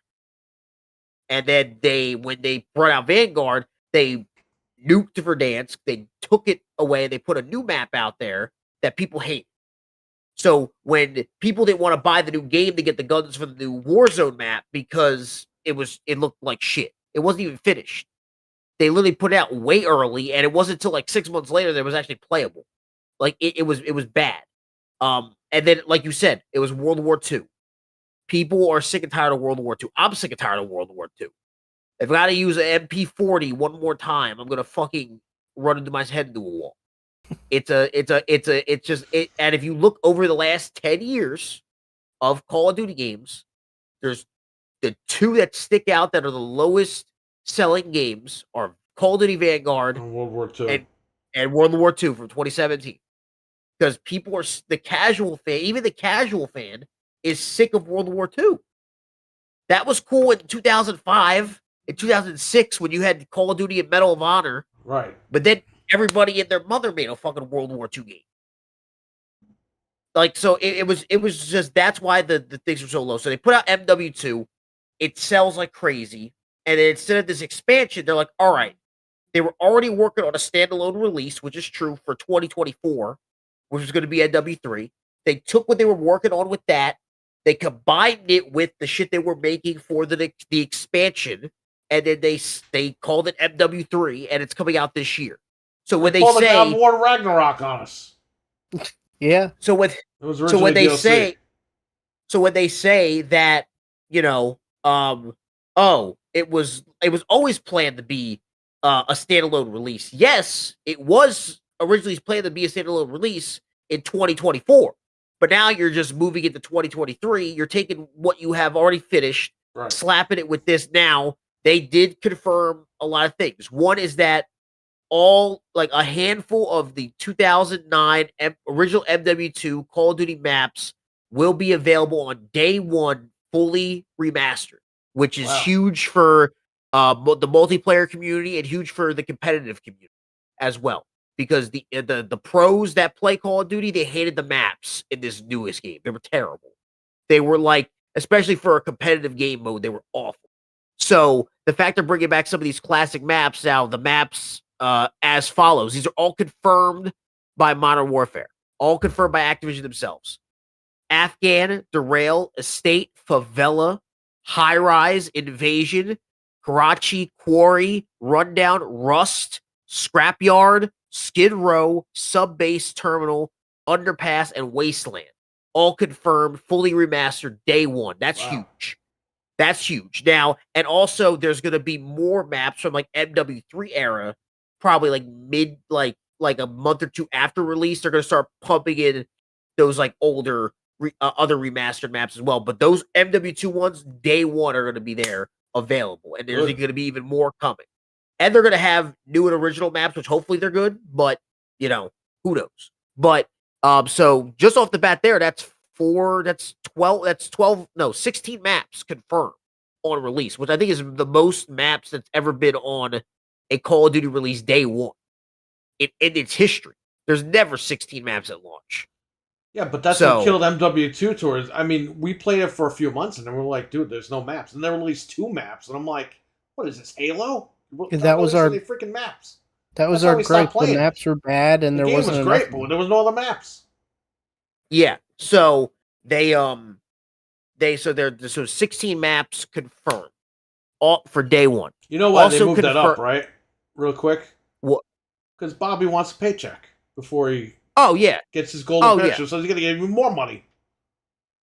And it seems like the way they're wording this, it just seems like this is from their blog post, and it just seems like they're saying everything that the casual and the hardcore fans want to hear that play Call of Duty. So, for the first time ever, a direct sequel, back-to-back years, delivering an all-new campaign that marks the return of Makarov. With the carry forward, players can continue to enjoy their player inventory and weapon progression from last year's Modern Warfare 2 into Modern Warfare 3. So all your skins that you've bought, all of your operators, because some of the same weapons will be in Modern Warfare 3. Sounds like a Microsoft call to me. I don't know if that's because they had done that with between. Or do you think Bobby thinks this is just going to generate even more money? Well, I think that the thing is that this was originally supposed to be DLC. It wasn't supposed to be a whole new game. So some of the same guns are going to be in this game. So I think it was just one of those things where they're carrying over because it was supposed to be the same game anyway. But they're just like calling it Modern Warfare 3, if that makes sense. I think it was just, I don't know if it's a Microsoft call. I think it's just luck. All of this game, in my opinion, this is just coming from me. This is going to be the last hurrah of the old regime. Yeah. This is going to be. Bobby wants that paycheck. Yes, and so I don't think you'll see a lot of Microsoft calls on this. It's going to be mostly whatever happens here is just Activision's last hurrah before they. Yeah. And so you can carry your stuff over. Then they said, did someone say zombies? More information coming soon on the new Modern Warfare zombies. Yeah, I heard that it's going to be the biggest zombie. The largest, because Treyarch does the zombies every year. Right. So Treyarch has come out and said that there's going to be. They said and this account I'm reading from, who does all the Call of Duty updates, is like this guy named Charlie Intel, but he does really good stuff on Twitter. Cheesecake. He said to have your notifications ready for tomorrow because there's gonna be a lot of shit announced tomorrow. Owns anyone? New open combat missions and campaign, new combat vests and perk system for customizing your multiplayer operator, new tac stance movement, new aftermarket parts. Keep going. For the gunsmith customization, which is the one thing that I kind of wish they scaled back on, because the one thing, did you play any of MW2, Frank? Yeah, I played a little bit of the campaign, and then I played multiplayer with these guys sometimes. But the gun customization is a little too advanced. Oh, the gunsmith shit with the weapon tuning, it's so fucking stupid. Because when I play Call of Duty, I do like their ranked mode. So it's like you're playing against other people that are all using the same guns, because those are the only things you're allowed to use in ranked. You can only use a certain subset of guns that are like not G8, which means like they're legal to use in competitive Call of Duty. But everybody has to run the same tuning, because if you get into a gunfight with somebody, like say if I don't have my weapon tune, and I go into a gunfight with somebody that has their weapon tune, they're gonna fucking melt. Because their weapons tuned that's correctly. A little too much stuff to worry about. It's like, bro, just let me put my fucking attachments on a gun and just let it be. I don't need this weapon tuning, and you gotta fucking. I do like the progression now, where it's like if there's like one like attachment from multiple guns. If you unlock it once, it's unlocked forever, which is Oh, like okay. awesome. You don't have to unlock it like say if you had wanted to unlock a red dot sight for a gun, you have to unlock it each time for every single gun. But now if you unlock the red dot sight, you can put on any gun where a red dot sight can go on, which I think that saves a lot of people time. Yeah. But it's just like there's so many different scopes and there's tuning. It's like, bro, I just want to play the fucking game. Like, I don't know what the fuck.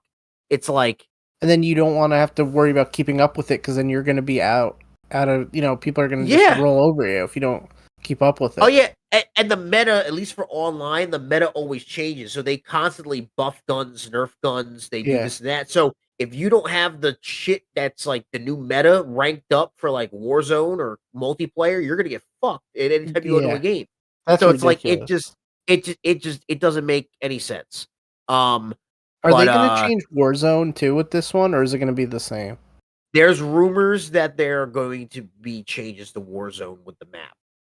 Because people are not very high on the map currently. Yeah. I haven't even played much of the new map because like I'm pretty down on Call of Duty right now as a whole. Mostly been playing the game Valorant. Okay. People hear of Valorant, but it's a very stressful game, but it's fun. I enjoy it a lot. But it's like if you've never played Valorant, just think of like if Counter-Strike and Overwatch had a kid. That's literally that's literally what the game is. But it's fun. It's a fun game.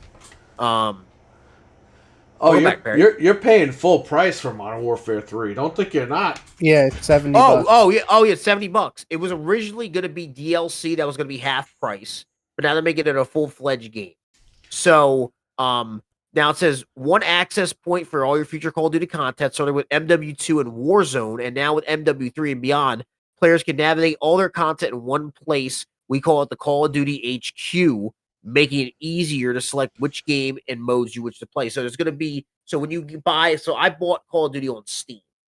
So on Steam, when you when you buy Call of Duty, it's just going to be called Call of Duty HQ, and you go in there, and all your games, you could bounce between games from in that one single app.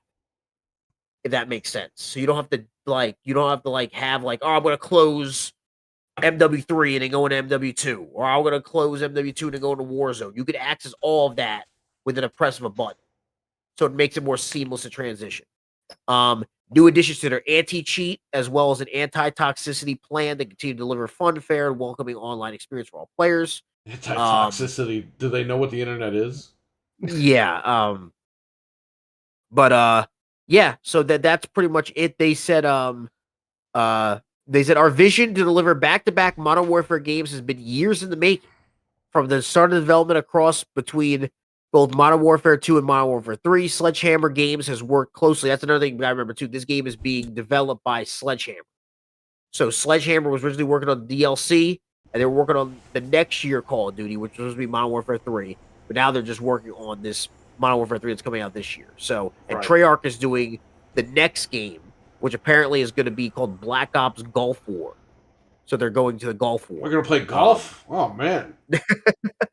But, you better bring back Nuketown. So Sledgehammer, for those who don't know, did, Advanced Warfare, they did World War II, and they did Vanguard. Oh, God. So they did all the bad ones. Bad track record. Yeah. So, Sledgehammer Games has worked closely with Infinity Ward to create a blockbuster sequel to the Modern Warfare series, featuring the return of the iconic heroes and villains alike. Players will be able to grow closer to the characters, delve deeper into the storylines, and continue to build out progression and loadouts without interruption. Each title release represents an epic experience that stands on its own in terms of unique gameplay and innovation. Modern Warfare 3, however, pays off what the previous titles have set up. It's poised to settle old scores and set new ones. With back-to-back premium releases, we are truly thrilled for what the future holds for Modern Warfare and Call of Duty. So, sounds like they're just going to go back to putting out games, unless Microsoft, when they purchase it, finally make it audible and do it every other year. I don't think there needs to be a Call of Duty every year. I'm going to come out and say that. I don't think there needs to. Well, if Microsoft purchases it, you won't get a new Call of Duty until 2039. Yeah, God knows what'll happen. Because it takes 5 fucking years to make a game, and then their studios aren't done right, and then it takes another 5 to 6 years to make a fucking game. I'm getting tired of this shit. Yeah. I bought the fucking console 3 years ago. I'm not waiting till 2030 to play fucking Fable 2 generations from now. Release fucking Fable. You know, we can't. We don't want to crunch now. Crunch them. Oh, I hurt my legs. Crunch them. God damn. Do you see on the internet, Nick, all these fucking developers bitching about the Series S? Yeah. It's I did see something about that. It's like, guys, you're developers. Shut the fuck up and develop games. We can't. Series S is a potato. We want to do PlayStation. And they make fucking games only on PlayStation to make no money. Well, we can't. It's like, shut up. I'm tired of hearing about this shit. And I'm supposed to feel bad that these fucking people are they're getting crunched. Oh, my legs. Oh. You know what I mean? The crunch. Fuck that shit. Let me tell you something, Nick, and you know this. All of our parents busted their asses. Okay? Yeah. They never bitched about stuff. They just went to work and did what they had to do. These people today, they're all pussies. Oh, they asked me to work overtime.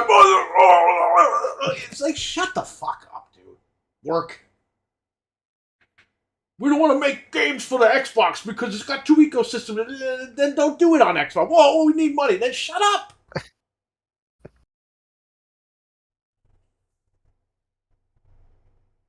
Like if you design cars or something, that's your job. You know what?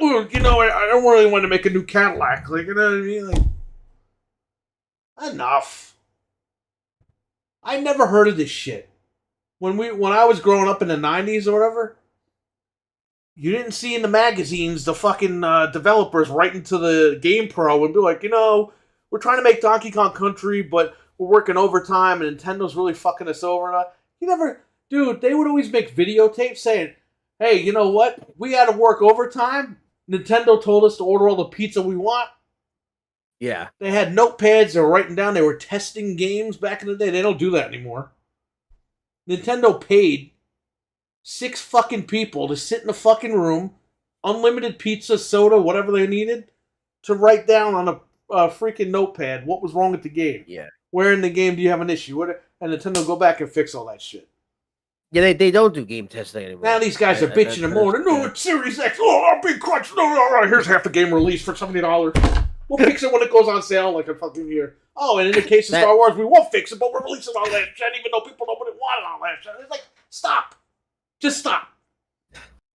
Yeah, that's how a buddy of mine got in his foot in the door at Rockstar back in the day. Was literally he was a game tester for like Max Payne and shit, and then he's now a producer. So that's how a lot of people got in the door back in the day, was like through game testing and shit. But yeah, and it sucks that that's literally a lost art. We have to call it an art now because nobody knows what that is. The companies release broken games now. They take your $70, and in a month or two, the game drops $20, $30, and they still don't fix the game. What am I buying these consoles for? You know what I mean? Yeah. Agreed. I've never felt this way about gaming and consoles before. Last gen, we had shitty consoles, but we had some decent games. This gen, we have very few decent games, great machines, but nobody wants to fucking develop for them. Or the games are broken. Or look at it took them 7 months to fix Callisto Protocol. The game ran at like 5 frames a second because of a clerical error. You had to bring the files down to the court. I mean, what the fuck is going on here? You called that one though, because remember you're like, error. It took them 7 months to fix the fucking game. You literally said that. You're like, in 6 months, some dick is gonna buy us for $35. It's gonna be fixed. And it was $35 6-7 months later, and the game ran beautifully. And guess what? You literally called it. Guess what? The fucking company laid everybody off because they made no money. Yep. Yeah. Because they released a broken game they didn't fix for 7 months, and it was too fucking late. And the sad story is that's a lot of these games. They're just put out half-assed. They're not done, and because they know they can just update it later as they go along, and they want to like meet their deadlines and shit. And it's just like, And when they don't meet sales numbers, they forget about the game. Look at Redfall. When the fuck did that game come out? 5 months ago? 4 months ago? No, it came out in like May. 3 months ago? We still don't have a 60 FPS patch for that game. You know why? Because it's never going to happen. They released it and swept it under the rug like Crackdown. Yeah, it came out May 2nd, so it's been 3 months and like 2 weeks. I know on what? I know on PC that the newest Star Wars game ran like fucking garbage. It still does. And they're releasing that game on last gen. Yep, they got the balls to do that. They didn't even fix the current gen one. They're releasing on last gen. If you play that on like an old Xbox One or some shit, that might blow your thing might blow up. Your system might blow. Like, it might be fucking more optimized than the Series X. That might be the sad part. Dreadpool says, but is it really fixed? I don't see ray tracing on Xbox yet. Yeah, they lied. They lied to us. Yeah, all the tools. Everyone, hey, parakeet the tools. Oh, it's the tools. They'll use them. Don't worry. Yeah, they're not using the fucking tools. Didn't sell well, and they just stopped supporting it. That's what I hate about Xbox, okay? Yeah. They don't put shit out. They use the community. Okay, I'm going to say this shit. I don't care if anybody gets mad. They're using all these fucking guys doing the podcasts. Because they tell them to say shit, and they say shit, and they look stupid. When the shit doesn't happen. I don't know if you know about that, Nick. But you literally have these guys doing podcasts every fucking day. Multiple people. There's probably about 10 podcasts a day about Xbox, where it's the community hyping up the machine. They've sold more Xboxes from Microsoft than Microsoft fucking has. Okay? And all they do is parakeet this shit and get these people to repeat it. And, you know, it's kind of getting old at this point. It's not fair to those people either. I'm not ripping on anybody, but I'm saying that Microsoft themselves and people bitch, oh, they don't do marketing. They don't have to. They use the community to do that. But at the same time, they're making the community look stupid. And I don't think that's fair. No. You know what I mean? Like, the community's fun. It's great. They're very good people. From what I see and everything, everyone's cool. But when you tell these people, oh, it's the tools and shit, and they repeat it over and over again, and guess what? The devs don't even fucking use the tools 2 years, 3 years later. You're making people look stupid. Oh, yeah, Redfall, right? They invite everybody. They invited like 20 people to go play Redfall. And everyone's like, oh, the game runs great, right? They go back, they make videos, they fucking talk on Pocket. It ran great. Then it comes out. The game runs like shit. It makes all those people look stupid. And Microsoft doesn't care because they just use them, and and I don't think that's cool. Anything.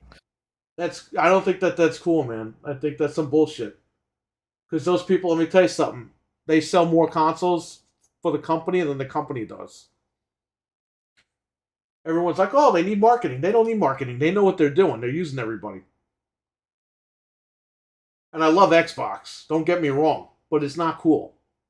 Well, yeah. I mean, you got to be fair and you got to call out when I'm a consumer. I'm not in that industry, so I don't know. But I'm a consumer, and I'm paying a lot of money for these machines. Yeah. Okay. And also, you're not a blind fanboy. You're not. No, I'm not. I own them all, and I give them all criticism for what they are. I call them the Three Stooges: Larry, Curly, and Bo. Nintendo, Sony, and Xbox. They all can't get. They all have their own pros and cons. They don't even use their own tools. Why would any dev also use it? Exactly, says Dreadpool. Yeah. I'm glad that Dreadpool is like being realistic in the chat room. Because it's to a point where you spend money on this stuff. And it's like, for what? Lots of money. I have two right here. I have one behind me. So I got three in this fucking room right now. In the next room is another Xbox. In the bedroom, there's a fucking Xbox. In the living room, there's an Xbox. In the that's basement, a couple grand worth of Xboxes. Xbox. Yeah, there's a couple grand worth of Xboxes. That doesn't include the Series S's. There's one brand new in the closet. There's one downstairs. There's another one in the other room. Yeah. I got PlayStation 5. One right here, one behind me, one in the other room, one downstairs. Not in the living room, because I don't need that in the living room. Fuck PlayStation. I got them all over the house. For what? They're just sitting there doing nothing. I feel like fucking just selling them and get rid of them. It's ridiculous. It's embarrassing. It really is. Really but Spider-Man's coming out, so Fuck you'll play Spider-Man. that for a month and then Starfield, be done. I had to fucking go out and build a whole new computer to play Starfield because I'm not playing this shit in 30 FPS in 2023. Okay? That was I was would a pretty expect big kick in Starfield the to be nuts. 30 frames on a fucking PlayStation because that's what they like. You can't see, remember PlayStation 4? You can't see 60 frames. Man, Nintendo, Super Nintendo. Yeah. Come on, man. The Starfield thing was a huge kick in the nuts because we bought the Xbox. Bought the Xbox for experiences like that, and you're not even going to get them. So what's the point? It's good for backwards compatibility and shit, but... And then you got the devs bitching about it. Fuck those devs. They're all lazy fuckers. Sick of this shit. Oh, we should worry about them being crunched. No, fuck that. That's their job, okay? If they want to leave, they can leave. I'm sick and tired of being nice about this stuff. And I'm not trying to be a dick on purpose, but as a consumer, I feel like I'm getting fucking robbed. Yeah. Play your backlog. I hate that shit. Play your backlog. I have a backlog from 1999. Okay? Should I break out the Dreamcast and play all those fucking games and catch up the Xbox? I could probably beat every single game in my backlog, and Fable still won't be out yet. Nick, do you know that the Xbox guys... Oh yeah, Fable's totally 2039. Fable's totally 2040. It's like, are you guys like listening to yourselves? They said it could be like 8 years out. Nuts? I'll be fucking dead by the time Fable comes out. I'm already 40 years old. In another 10 years, I'll be fucking 50. I'm not playing fucking Fable in a nursing home. Sorry. Yeah. Just play your backlog. Yeah, I'll play my backlog till I drop that. I won't play any brand new fucking games, but the machine's brand new. Don't worry, you got me there.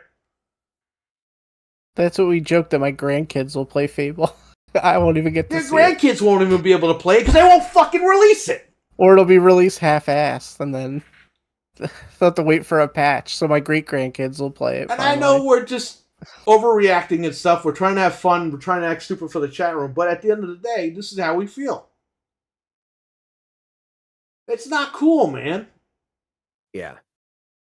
We did get pretty robbed so far. We got robbed. We're 3 years in. There's no games. For anybody. Well, soon they had Ratchet & Clank. Nobody fucking cares about that. That's a kid's game, okay? And that's like you said. Get the fuck out of here. A 50-year-old man's playing, well, Ratchet & Clank. Blowing in the fucking remote. But like you said, too, with the PlayStation games, they're one and done. Like, even if you played Ratchet & Clank, you're not going to... I play Spider-Man 2. I'll stream it. Yeah. But when I'm done with the game, man, that's it.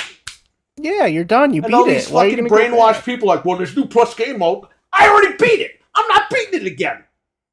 Yeah. Sorry. You're right. I don't care about the fucking backpacks down in New York City. I care about the beginning, the middle, and the end. And that's it.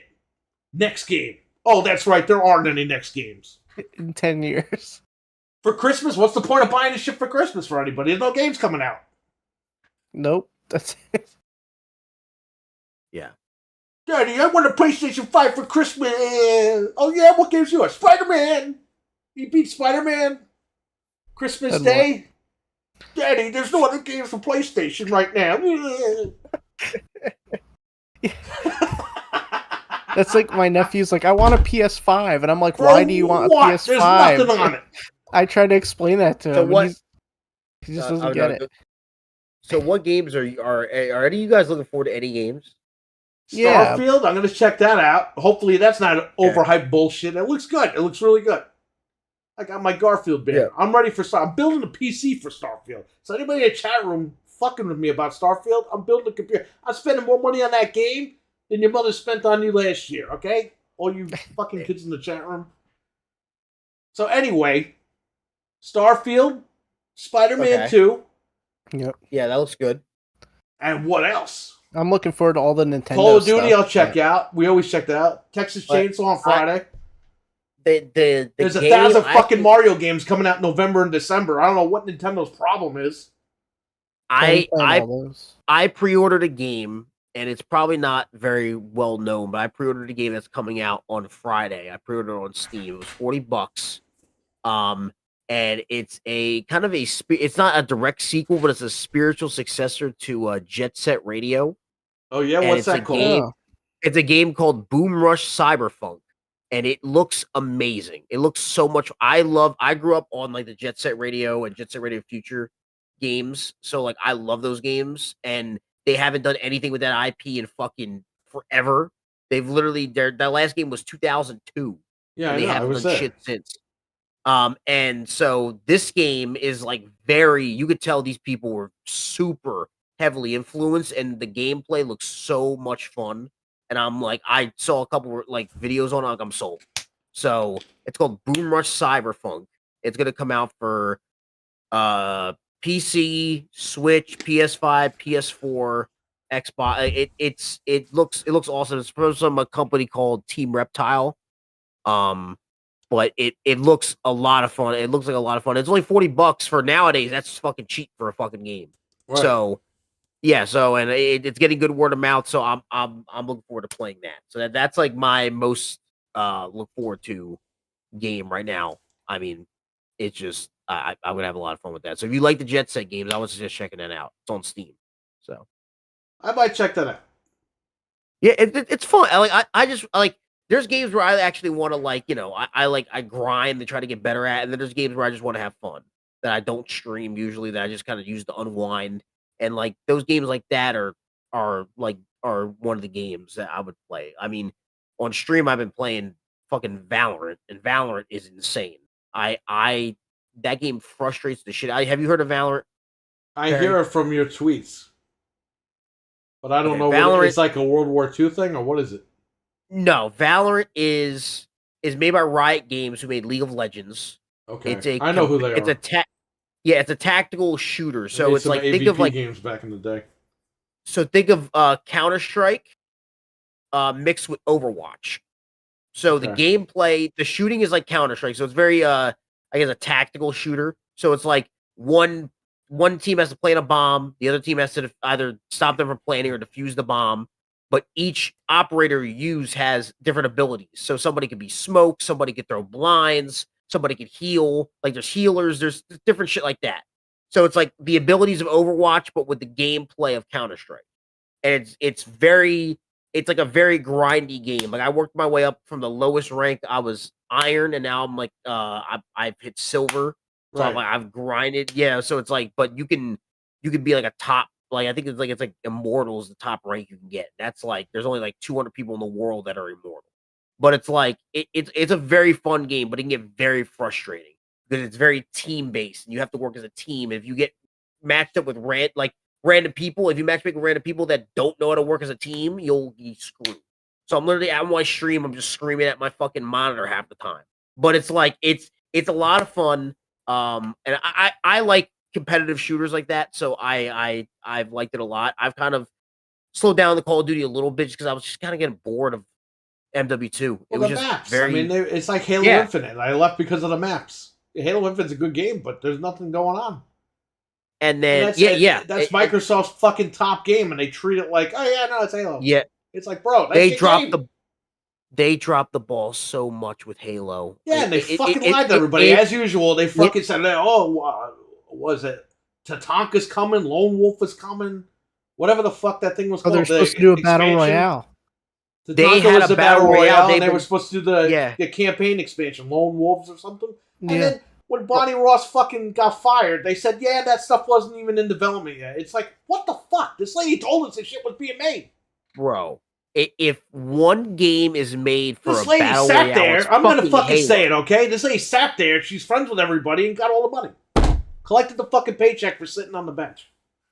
If there's one game series that's made for a battle royale, it's fucking Halo. Oh my god.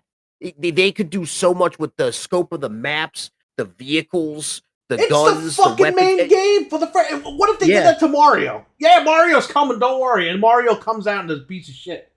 Nintendo's not going to be like, yeah, we'll fix that in like a fucking year or two.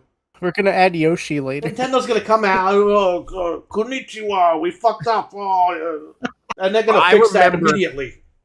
I remember when Halo first came out, the new one, how high everybody was on the game. Everybody was having fun with it. It was playing great. But then the lack of content afterwards was just, I was like dumbfounded. Yeah, and they want the community to make, hey, everybody, you can make maps now. I'm not doing your fucking job, you moron. I'm not getting paid salary to sit there and make maps. You are. The lack of... Do it.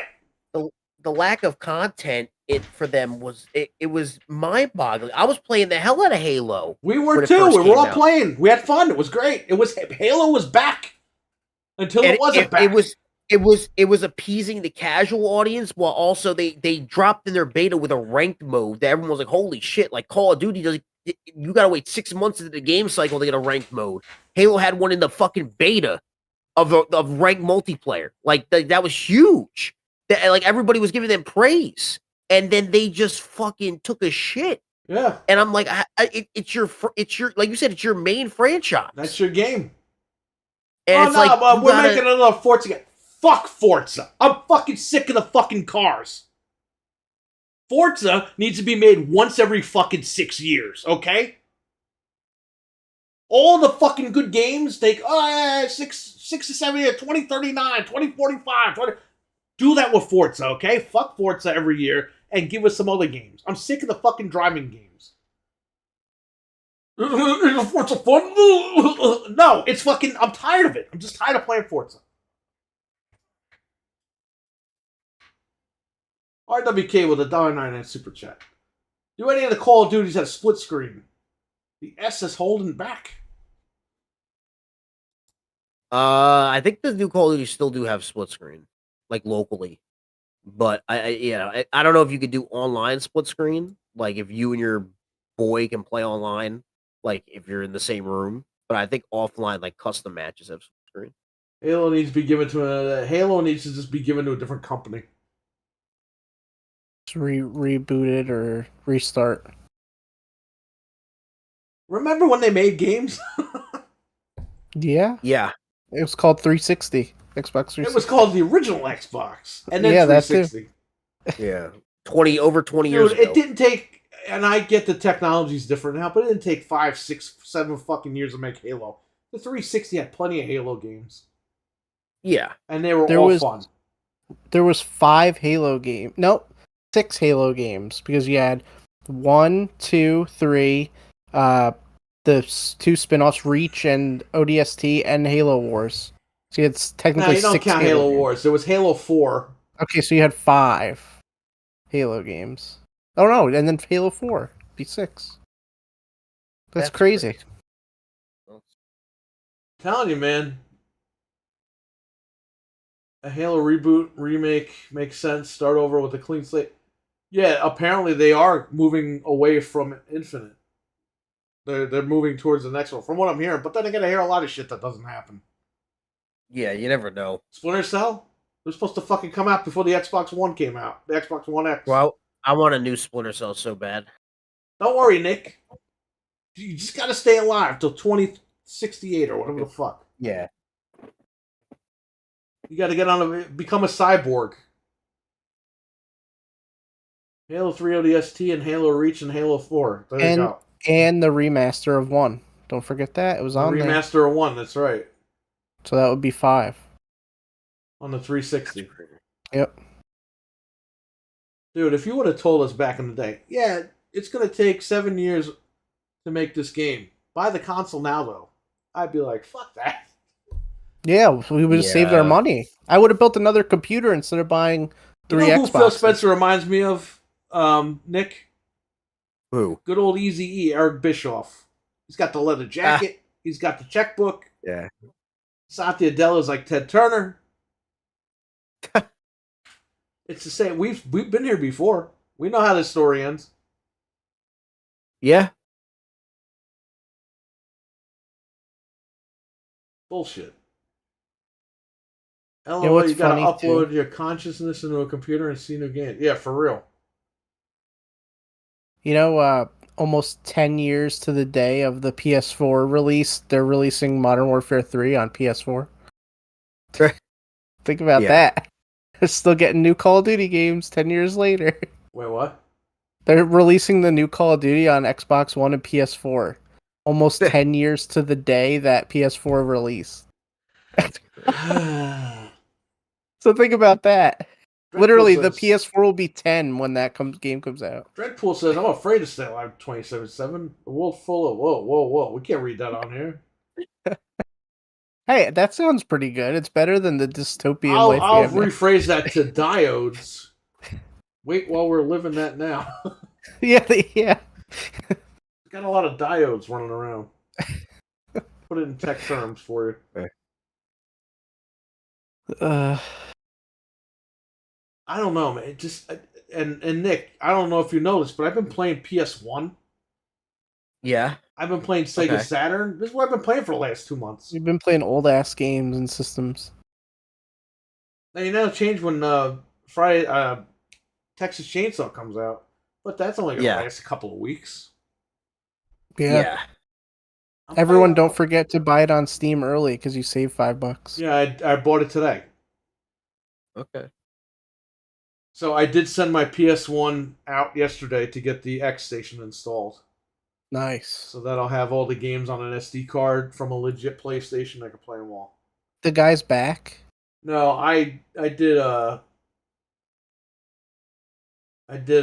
there's a website that sells this shit and they do it. Oh, okay. I had to see if they do it for the N64. If not, you gotta wait for that dude.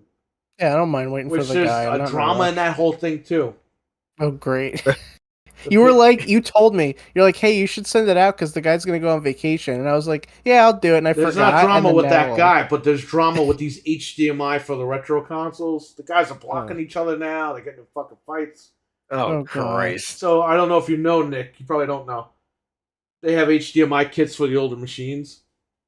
Yeah. One guy does them all. Well, now he simplified them into one board.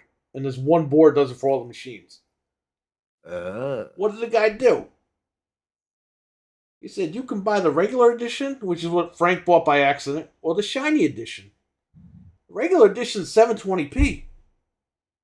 The shiny edition is 1080p and 4K, and it's an extra $80. Ooh. And he's like, well, you can buy the cheap one and update it later. And it's like, bro, you're putting DRM on a fucking chip? Yeah, that's crazy. And people are like, this is like DLC. And he's like, fuck everybody. And he's talking bad about the other guy. And the other guy's talking bad about him. And then people are caught in the middle. And it's this whole big drama. That man tried to get a come up real quick. But that's like if it was like $100 versus $120, okay. But dude, another $80, it's either $99 or $80, and you got to pay like $100 to get it installed. Why didn't they just do 1080p as the base and 4K as the fucking $80 one? Yeah, or that. That's fine too. They knew people weren't going to do it. That's why. So but they're saying that the balls. He said you could update it later.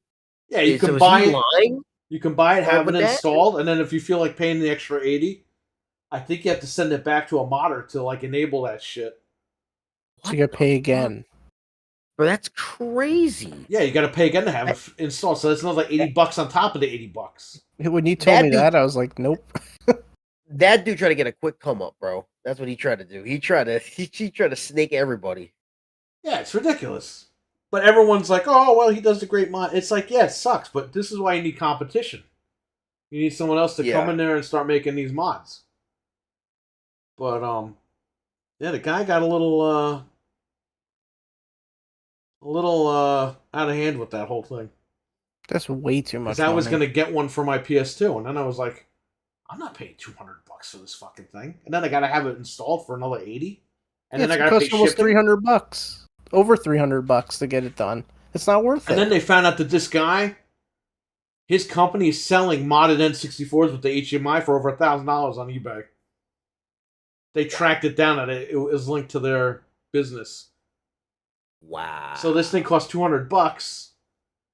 You pay for the shipping, you pay for the install, it's like $80. Shipping's like, let's say $20, $40. But if you just want it already installed in the console, you're still underneath like $400 or $500. They're selling them pre-installed, ready to go for $1,000, and they traced it back to them directly. I still feel like that was expensive for just the chip. I paid like $200 for that thing. Like that's crazy. Yeah, and the chip, it's the only way to play N64. The original chip for the PS1 digital is $1,000.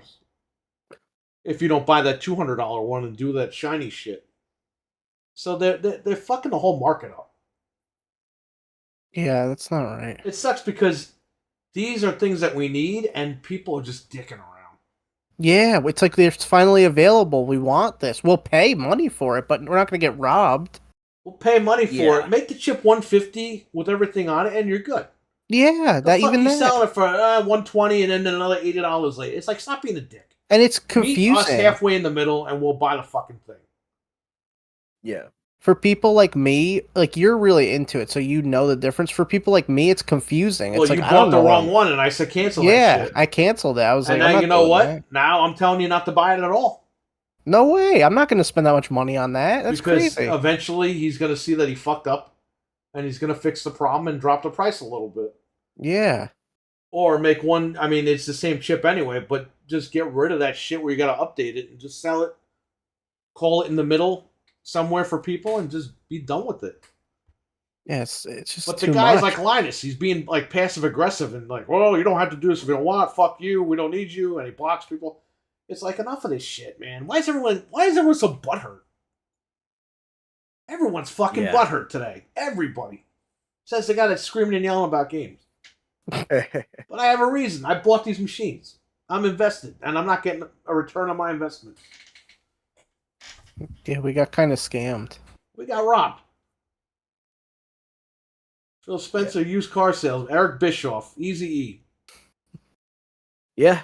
Who's Vince Russo? Jim Ryan? Is he Vince Russo? Yeah. No. Jim Ryan. Bro, we got the PlayStation VR, bro. Bro. I can't wait till Black Friday when that's like cheap and they discontinue it. You'll have to wait for another 3 years on Black Friday for that to go down. But you know they're not gonna. They're gonna discontinue that thing. They're not gonna keep making it. It's such a rip. They'll make the VR 2 version 2, like they did with the first one. Oh, rob everybody that way. Oh yeah, because they got to make a slimmer version for the slim PS5, so you got to buy that. Eli said we kind of got robbed 2 gens in a row. Yeah, he's right. Yep. Why don't all these people do crazy? Too crazy. So crazy. Oh, so crazy? Yeah. Okay. Yeah. I don't know, man. Miyamoto's Vince Russo. Miyamoto's not Vince Russo. The fuck he's not even. He's not even like. I don't know. Bro, in the Attitude Era, bro, I did Crash TV, bro. 5-minute matches, bro. Dude, he's still. I saw the Bash at the Beach, Dark Side of the Ring. The Dark Side of the Ring. Yeah, I watched. They're still spy versus spy. They're still like this. Oh my god! Dude, it's so pathetic. I'll give Russo credit though. Russo's always had the same story. Bischoff's story changed literally 3 times. Yeah, because Bischoff doesn't know what the fuck he's doing. You know what that was, Nick? I'm going to tell you right now. That shit was so funny. They didn't want to renew Hogan's contract, so what was the best way to get money? Yeah. Tell Russo, yeah, I'll do all this shit, and then sue them and be like, hey, this guy cursed me out on live TV. And he got the money. So Hogan robbed Turner. He said, he defamed me and all that stuff. And Turner paid the money. Hogan knew what he was doing, man. He robbed Turner blind. He agreed to it, and then he said, I never agreed to that. He knew it was happening. And you know how I know that? Because it fucking got out on the internet. I read it. I'll never forget the line. It said, and this ridiculous rumor that Booker T is winning is wrestling for the world title tonight in the main event. Yeah. How did that get on the internet if they didn't fucking know? If Bischoff claims he's never heard of Booker T being in the main event, how did the internet know before you did? And you worked there. They knew. And they're full of shit. They stole money from Turner.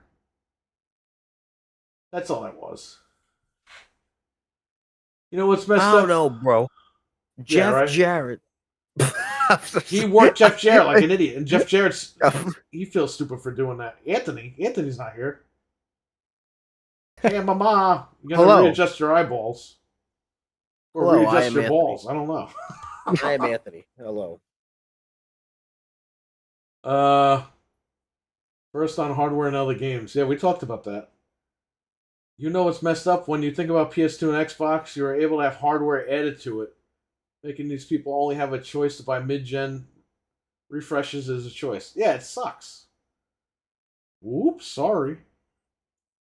Oh, goodness. I'm not buying mid-gens. I'm really getting I bought the Spider-Man one console because I was able to get it. And I'm just thinking, like, what the fuck is the point, man? What's the point? Yeah. You mean Bubba the Love Sponge, Tom Clem leaking Hogan's sex tape with his wife wasn't defamation of character? His best friend at the time. Yeah, and he sued somebody else for that. He didn't even sue him. They probably worked that shit together too. Well, he sued Hey, the brother, person. leaked my sex tape, brother. I'll sue the people that put it out on the internet, brother. Yeah. Sounds good, Hulk. They all call him Hulk. Yeah, it's just so funny hearing Hulk.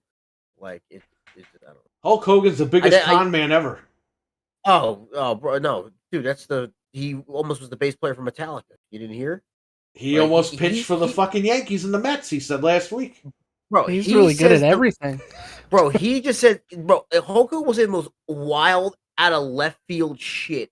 And just be like, it was true. Like, he could be like, yo, bro, you ever see Jurassic Park? Brother, I was on set with Steven Spielberg, brother. And I was helping him direct the movie. You remember the shot where the T-Rex picks up that I was there, brother. I'm like, bro, he would, and then the person comes out the next day, like, I don't know what the fuck he's talking about.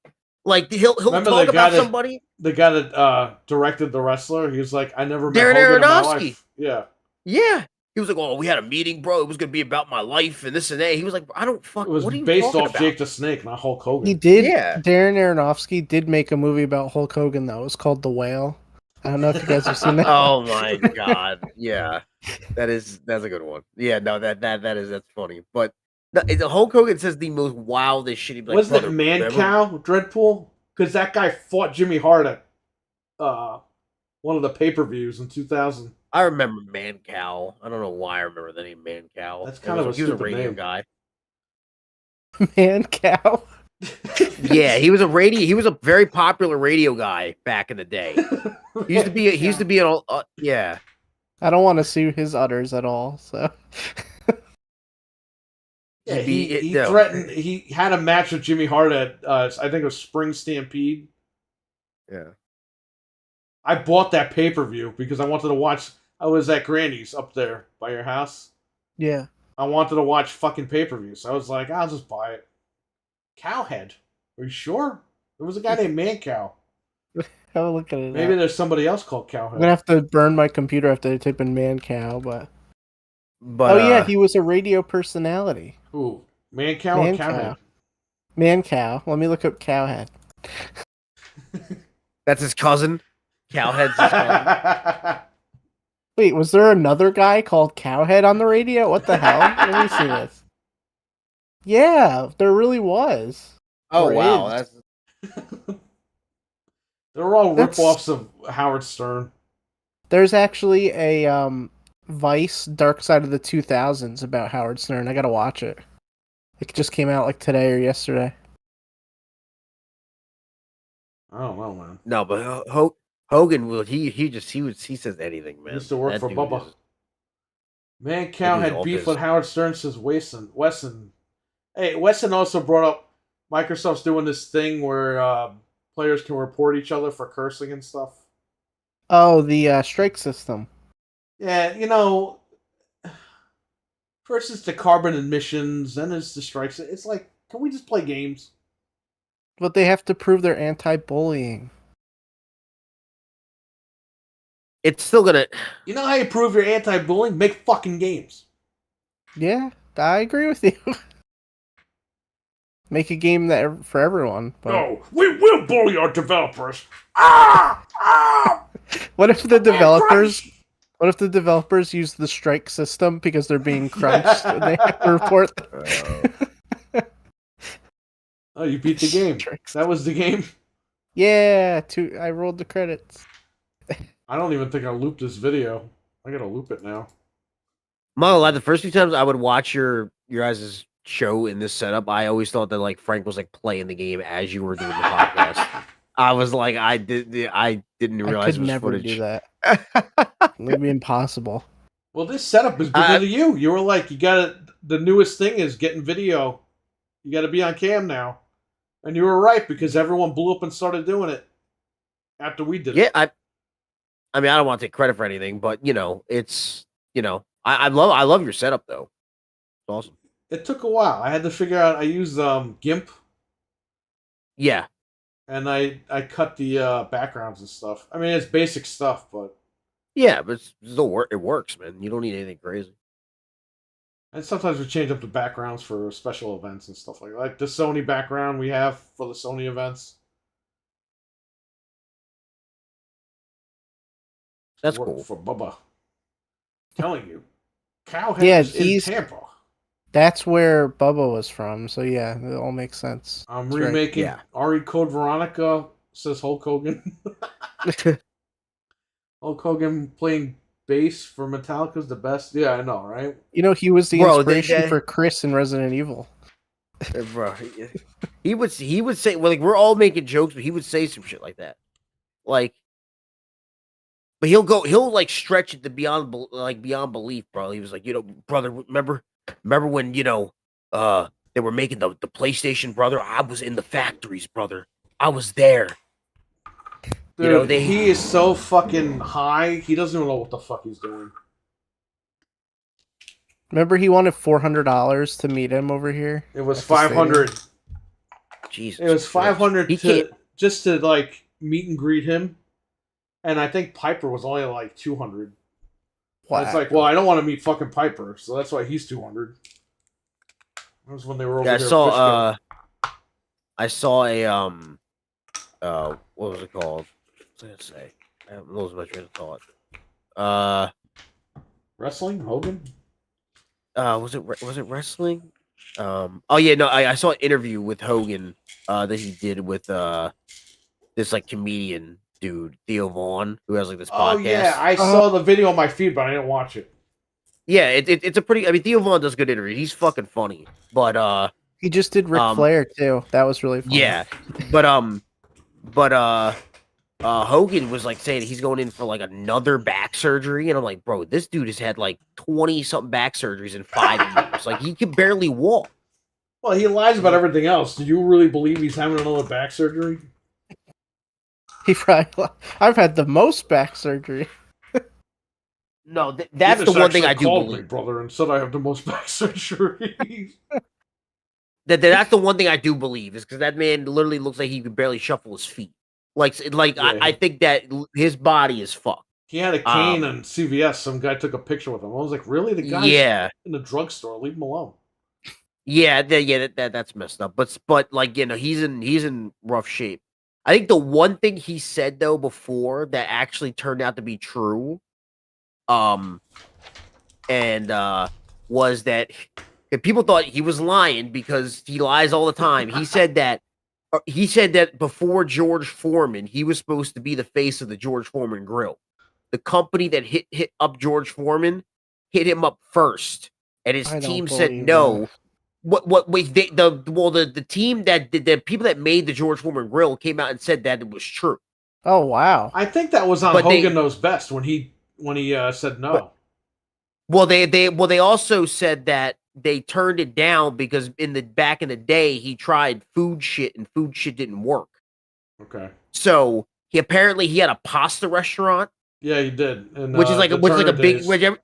Anybody ever see like the meme with like him holding the pasta like in the chef's hat? Yeah, do you want to eat all my mustache? That was where he cheated on his wife with the manager there. Apparently that shit flopped. It did hard. Like, I mean, who's gonna eat fucking? But he was banging the fucking manager there, the lady, because she threatened to sue him and everything. I think he settled with her too. And then he had something about something with a burger. I don't know what he had, but he had something to do with a burger. They had Mean Gene Burgers. That was a separate chain though. Mean Gene had his own burger place. But apparently his team said no because he didn't want to do anything with the food market. And then George Foreman became the face of the grills and made like $1 billion. So he was that like, story might be true because when he got in trouble a few years ago, George Foreman came to his defense. He was like, "Oh, all that stuff's fake." It's like, dude, he's on camera, he's on tape saying shit. Ron Simmons said it was fake. Ron Simmons said they're trying to frame him. I was like, dude, he's on camera screaming and yelling. and like the manufacturer came out and said it was true, and I can believe that only because the manufacturer said when they were making the grill, they were looking for somebody that was like a famous combat sports icon in the 80s and the 90s. And so they literally had a list of people, and Hogan was like the second one to turn it down. There was somebody else they didn't name, but they said their third choice was George Foreman. He said yes. So like it was just one of those things where it was just, but he was like, I should have took that fucking deal, brother. I'm like, you probably should have. Now seeing in hindsight, imagine the red and yellow burger grill. Oh my god, Hulk Hogan. The infomercials would be crazy for that. Him at like 1 a.m. trying to sell fucking grills. Rip the grill in half. Yeah. He burns his t-shirt and the grill causes a fire. Oh my god. Most people don't know who Hulk Hogan actually invented the polio vaccine, says Stevie Mac. Oh my god. Bro. I'll tell you something, brother. When my back is crunched, says David R., under the weight of my lies. Yeah. I was having back surgery. I was in the room with them, brother. Yeah, he performed the back surgery on himself. Can you imagine that? I said to them, "Get me a mirror, brother. I'm gonna perform the surgery myself." Did you know, Nick, that he's got a beach shop in Florida? And one guy left a negative review, and the guy that runs it is like a lunatic, and was like, "You do realize I have your credit card information and your address. If you go any further with this review, things might happen." Like the guy threatened to dox the fucking guy that left the review. That's really illegal. Oh my god! But he thinks he was sent in by the government. That's the funnier part. He thinks that the government and Vince McMahon sent him into the fucking restaurant. That's what the guy wrote. He replied to the guy and said that. It's like, bro, it's not that serious. It's fucking wrestling. They wanted like $40 to take a picture with the belt. And each belt had a different price to take a picture with it. And the guy was just complaining about that. He's like, why do I have to pay like more money depending on what belt it is? And that's when the guy wrote like, I have your information still. Yeah. But there's a list online of like, go back to the Hogan lies of like all the lies Hulk Hogan told, and like there's some I forgot. It says Hulk Hogan claims he shared a flight to Japan with Kerry Von Erich 72 hours before he died. What? Hulk Hogan says he fought Pride fighters 20 years before Pride existed. Hogan says entrance themes in wrestling were his idea, which makes tell that to the Freebirds. Hulk Hogan claims he rewrote the scripts for No Holds Barred, Mr. Nanny, and Santa with Muscles. Well, he did a fucking. Hulk Hogan told. You want to know something funny about that though? When he went back to WWF in 2002, The Rock went up to him and said, "I want my money back for Mr. Nanny." Oh my god. Hulk Hogan told The Undertaker he had permanent neck damage after a botched tombstone. Yeah, he lied. They caught him. Yeah. They caught him because they looked at the tape and he's nowhere near it. Yeah. Hulk Hogan wants you to believe he batted .714 in the Little League World Series. Like, who the fuck? Why would you make up something like that? The Little League World Series. World Series. Cam May says, didn't Hulk Hogan kill someone in a car? No. Yeah. Yes and no. Okay, I read that wrong. Hulk Hogan says he wrestled 400 days in 1 year because of the time difference. Hulk Hogan claimed he never used steroids. Yeah, that's the biggest lie. They all use steroids to this day. Yeah. And this is the one I talked about. Lars Ulrich asked Hulk Hogan to join Metallica according to ... Hogan. That's my favorite lie because it makes no sense. it's just like Hulk Hogan said he turned down the starring role in The Wrestler, which again we talked about. Like, bro, he is that went from he has some. That went from Nicolas Cage to friggin' what's his name? The wrestler. Who's the guy? Mickey Rourke. Yeah, it went from Nicolas Cage to Mickey Rourke. Yeah, Nicolas Cage went to a Ring of Honor show and was like, I'm not doing this shit. Oh, that was his problem. He went to Ring of Honor. Don't talk bad about Ring of Honor. He once said he partied with John Belushi after WrestleMania 2 in 86. But he was already dead. Belushi died in 82. Yeah, died in 82. He didn't even live to see WrestleMania 1. He once said he was going to fight Mike Tyson in WCW. However, the baddest man on the planet said he was too scared and pull out of the match later, signed with WWE. That's according to him. Yeah, he's scared of Hulk Hogan, but not Steve Austin. Yeah. Get the fuck out of here. He said he almost fought Tyson in WWE, but then he had to pull out when Tyson lost to Buster Douglas in the Tokyo Dome. Which makes no sense. That's not true.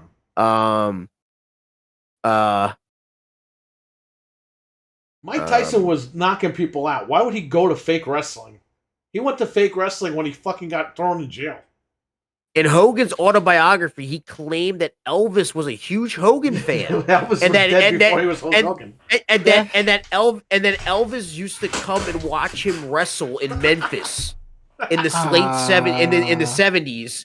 But he did work in Memphis in 77. However, Elvis died before that 1977. Elvis actually did watch him work yesterday in 1977. Did you know that? Yeah. Wait, so did Elvis get to see Star Wars Episode 4? No. Wait, he might have. That's probably what killed him. So Elvis, so you guys don't know, Elvis died on the toilet. We know that. He couldn't hold it. He was constipated, and that was it. It took him right out. Okay, so Star Wars came out May 25th, 1977, and he died August 16th. So he could have seen the film. Do you think he really did that? He just made it. This one is crazy. This one's crazy. Hogan claimed he and Antonio Inoki had a match in Japan where Hogan beat him up so badly he died, but brought him back to life via CPR after the match. But Inoki broke his fucking leg. Yeah, but Hulk couldn't work in Japan for a while after because the Yakuza were after him. That's what he... No, Inoki broke his leg, and Hogan he was out for a year with the fucking leg. He died, and Hulk Hogan saved his life after killing him. Hogan claimed that he tore all the muscles in his back after slamming Andre before he immediately flew to Japan for a 29-day straight tour. There is no record of Hulk Hogan wrestling in Japan between 86 and 92. So that's a lie. That's a huge lie. He did tear his back up, though. He claimed that he was paying off 2 cars at the same time as a teenager and had a shit credit score because of it. Credit scores weren't introduced until 1989 when Hogan was a multi-millionaire superstar. He probably just didn't pay his bills after he was... Hulk Hogan claimed that as a small child, Dusty Rhodes was his hero. Hogan was 14 when Dusty made his wrestling debut and couldn't have watched him until he was 17 years old. Jesus Christ. I mean, he was watching him in his bathroom or something. He just had the binoculars. Yeah, there's just so many. I mean, it's so much kid. It's so funny. He also claimed that merchandising was his idea, like his idea to create T-shirts.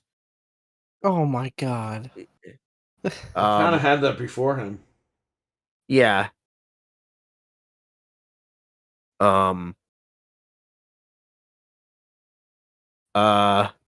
Apparently,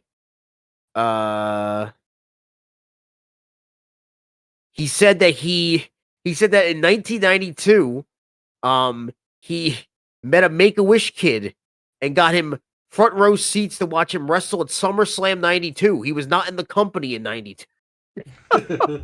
That's like horrible. What the fuck? Yeah, he could have played for the Yankees. Hogan did play baseball in Little League and then in high school for that matter. But to hear Hogan tell it, He could be in the MLB Hall of Fame, not WWE's. He claimed he was scouted by both the Yankees and the Cincinnati Reds until a broken arm ended his major league hopes. Didn't Savage play for the Cincinnati Reds? His brother, I think. I think Savage played. Oh, yeah. You're right. I found a rookie card. I don't have it, but I saw it online. Yeah, you are right. Hogan you are right. Produced Nirvana album. Never. Yeah. Chat. Oh, another golden one. They were after his autograph. That one is actually true, David. Smells like Teen Spirit. Kurt Cobain. Smelling Hulk Hogan's trousers. We used to call him Kurt Cocaine. Oh my god. Courtney Love totally killed that guy. Come on, man. He also claimed he was that suicide note. It sounds like that was the way that it was written. You could tell a woman wrote that. Yeah. Come on. We all know what happened. All right, go ahead. No, it says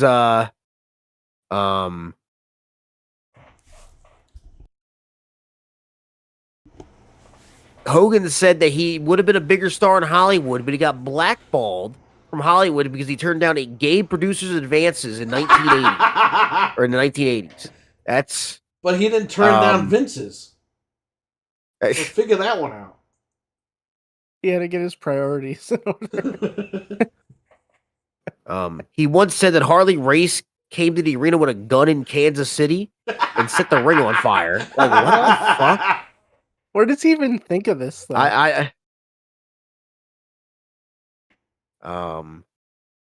said he was banned from Letterman back in the day because he stopped Letterman from hitting on his ex-wife Linda.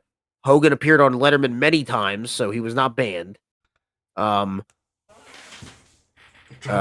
Hogan. Well, he gave him those anabolic steroids, right? He said he was willing to drop the title of Piper at 85, but didn't think Piper would be willing to lose it back to him. Yeah. That's not true. He didn't want to drop the belt to Piper. That's why they did in WCW that icon match where Piper won, but he didn't win the title. That's all Hogan would give him was a fucking pinfall. He'll never work in this town again if you don't do the third leg drop on me. Ew. Took me a minute. Yeah. Jesus. I mean, Vince had many boyfriends in WWF. Shawn Michaels, The Ultimate Warrior, Hulk Hogan.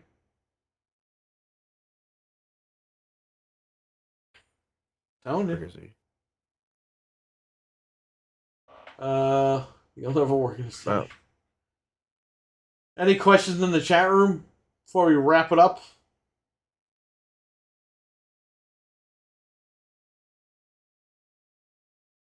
Questions?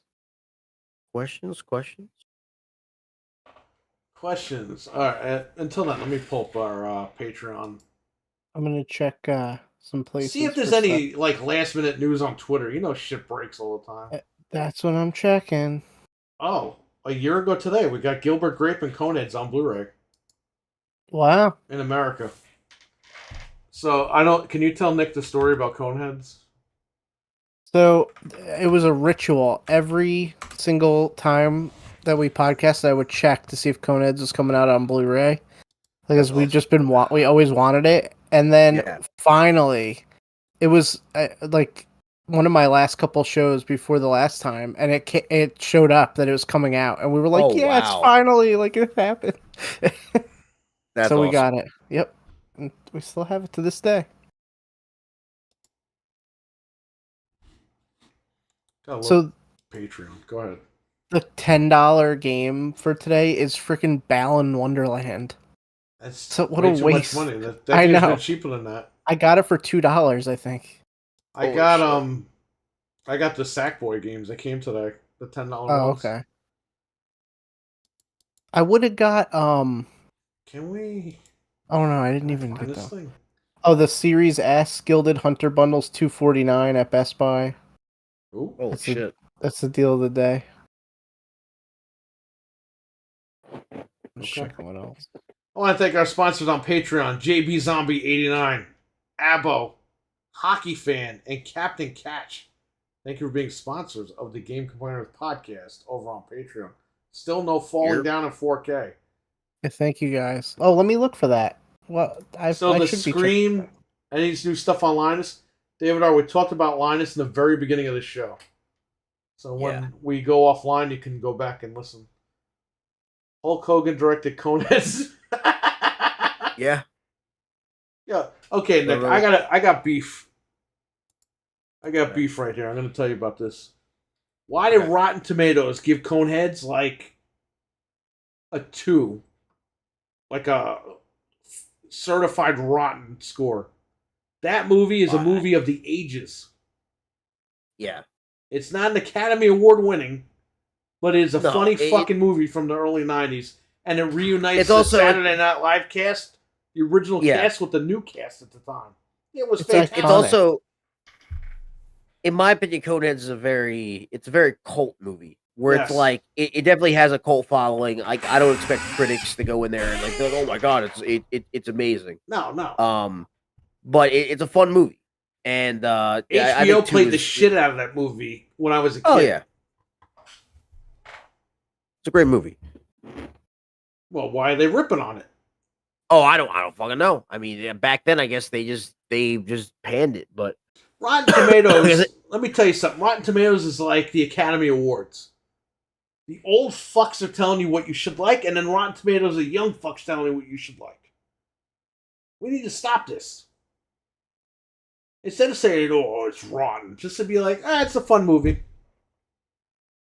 Yeah. I mean, again, I don't, like, I watch a movie and just make my own decisions. I kind of look at Rotten Tomatoes to get kind of, I can look at Rotten Tomatoes to get kind of a baseline, but, like, I don't take it like, oh my god, like, if Rotten Tomatoes says it's bad, if I want to see a movie, I'm going to see a movie, and if I like it, I like it. If I don't, I don't. Well, here's why I say this. Maybe I don't.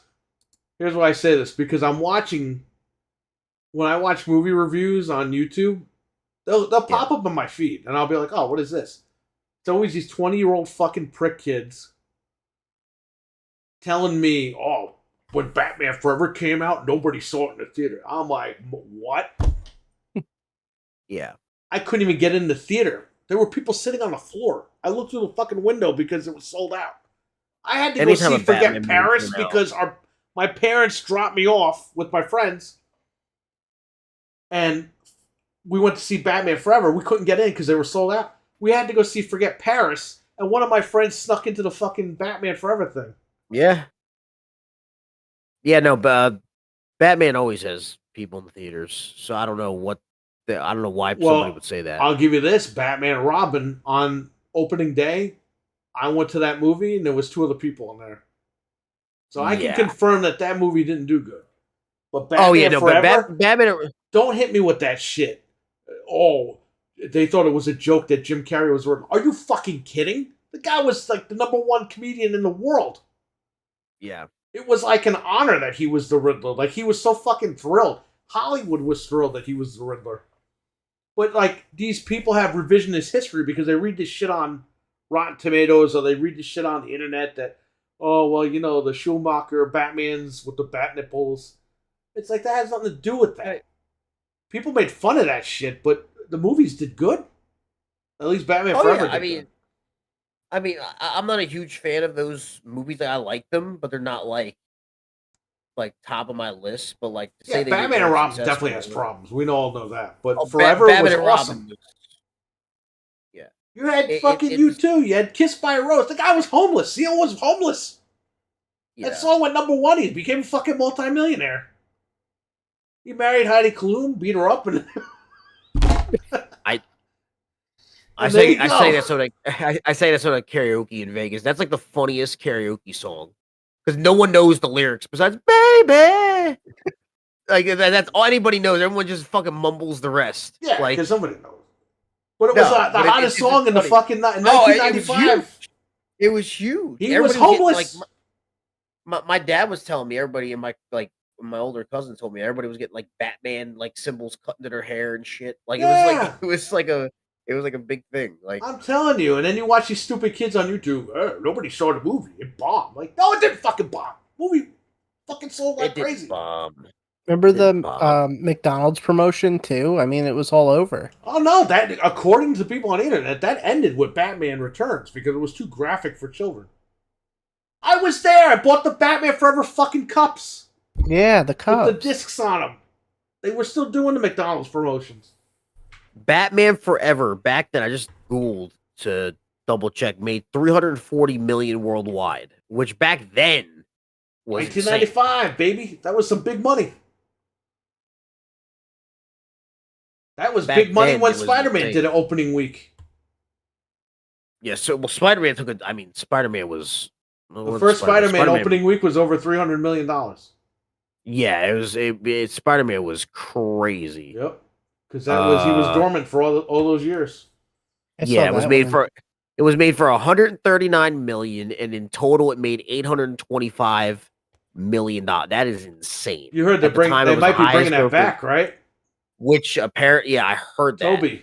Toby's coming back. I heard that, which would be insane. I hope we get that and get that ending. Bro, that moment of I'm going off on a tangent here, but that moment of them, all three of them, like in that movie, man, was so man. You want to talk about movies that Marvel like knocked out of the park in like this current generation, like since of the Avengers, like all three Spider-Man movies are awesome. Yep. Shout out to Tom Holland, he's a fucking beast too. Let me ask you something. It's great. Because speaking of Spider-Man, the guy that leaked all that, John Campia, what do you think about him? Isn't he like a sack of shit? Like I know about him, but like I know he used to work at Collider. I think. Well, he had his podcast on here. He fired everybody. He fires everyone every fucking week. And then he made his podcast private. And then he did no video clips. So when he re-uploaded to YouTube like 3 days later, it was just the audio. And we're like, what is this guy doing? Yeah, I don't hear good things about John Campy. I know people who used to work under him. Like I've talked to people who used to work under him because I know people through my friends who he acts like a big fucking snob when it comes to certain movies. Yeah. Like he's like, nobody's going to see Scream 5. And then Scream 5 comes out, oh, it actually did good. Yeah, I liked it. I enjoyed it. It's like, bro, you just said that you had no interest in the franchise sucks. But that guy ruined the Spider-Man thing. Because he had like a painting as his thumbnail that the three Spider-Men were going to get together. And it wasn't even announced yet. Yeah. He spoiled that shit. Yeah, he's in... you can only take that guy in doses, if even. Yeah. How do you kill your own show? Oh, I don't know, man. He moved into like 20 different offices. I don't know. I just figured you might have been caught up with him still, but I mean, I've definitely heard the controversy with him, but like I don't watch him enough to like kind of know. I know people who personally worked with him that said he's an ass. But like again, I don't. That's all. I'm not gonna name people, but like I know people. Oh no! Well, we know who it is. It's Hulk Hogan. Oh yeah, it was Hulk Hogan. Hulk Hogan told me personally, brother, I was there with John Cappy, brother, in the complex offices, brother, in Collider. He invented Collider, Hulk Hogan. It's VB. What's up, man? The Batman credit card? Yeah, but that wasn't Batman and Robin. Jim Carrey beat out Robin Williams for the Riddler role. I do remember reading that. That's crazy. Remember the Tim Burton? Oh, not Tim Burton. Jesus. Who's your guy? Your throat cancer guy? What? Christian Bale. Christian Bale. Yeah. They said Eddie Murphy was going to be the Riddler in that series. And Christopher Nolan was like, yeah, no, we're not going to do that. That's hilarious. Not Val Kilmer. Yeah. By the way, the new people probably don't give a shit. New Christopher Nolan movie is really good. What is it very called? long. Oppenheimer. Oh yeah. Okay. Yeah, Oppenheimer. It's I have Robert a family Downey member Jr. that saw that. They really liked it. Robert Downey Jr. is gonna get a Best Supporting Actor Oscar for that movie. He fucking kills it. He's so good. It's the best Nolan movie I've seen in a while. I love Nolan, but when I love somebody or I really like somebody, I hold them to a higher standard. I hold Christopher Nolan to a higher fucking standard. That movie put out Tenet a few years ago with terrible. Terrible. That movie sounded like it was made with in a dishwasher. That shit, the sound design on that fucking movie is terrible. And just it was like after Nolan made Inception, he tried They kept delaying Tenet because they wanted people to go back to the theaters. He was like, "Oh, we gotta reopen the theaters." Like, bro, it's like April 2020, and he's like, "Yo, people are dropping dead." He's like, "We gotta reopen the theater for the cinema." Like, shut the fuck up! What are you talking about, you old fuck? But no, the Tenet was bad. And like the last Nolan movie I really liked, from the back, was Interstellar.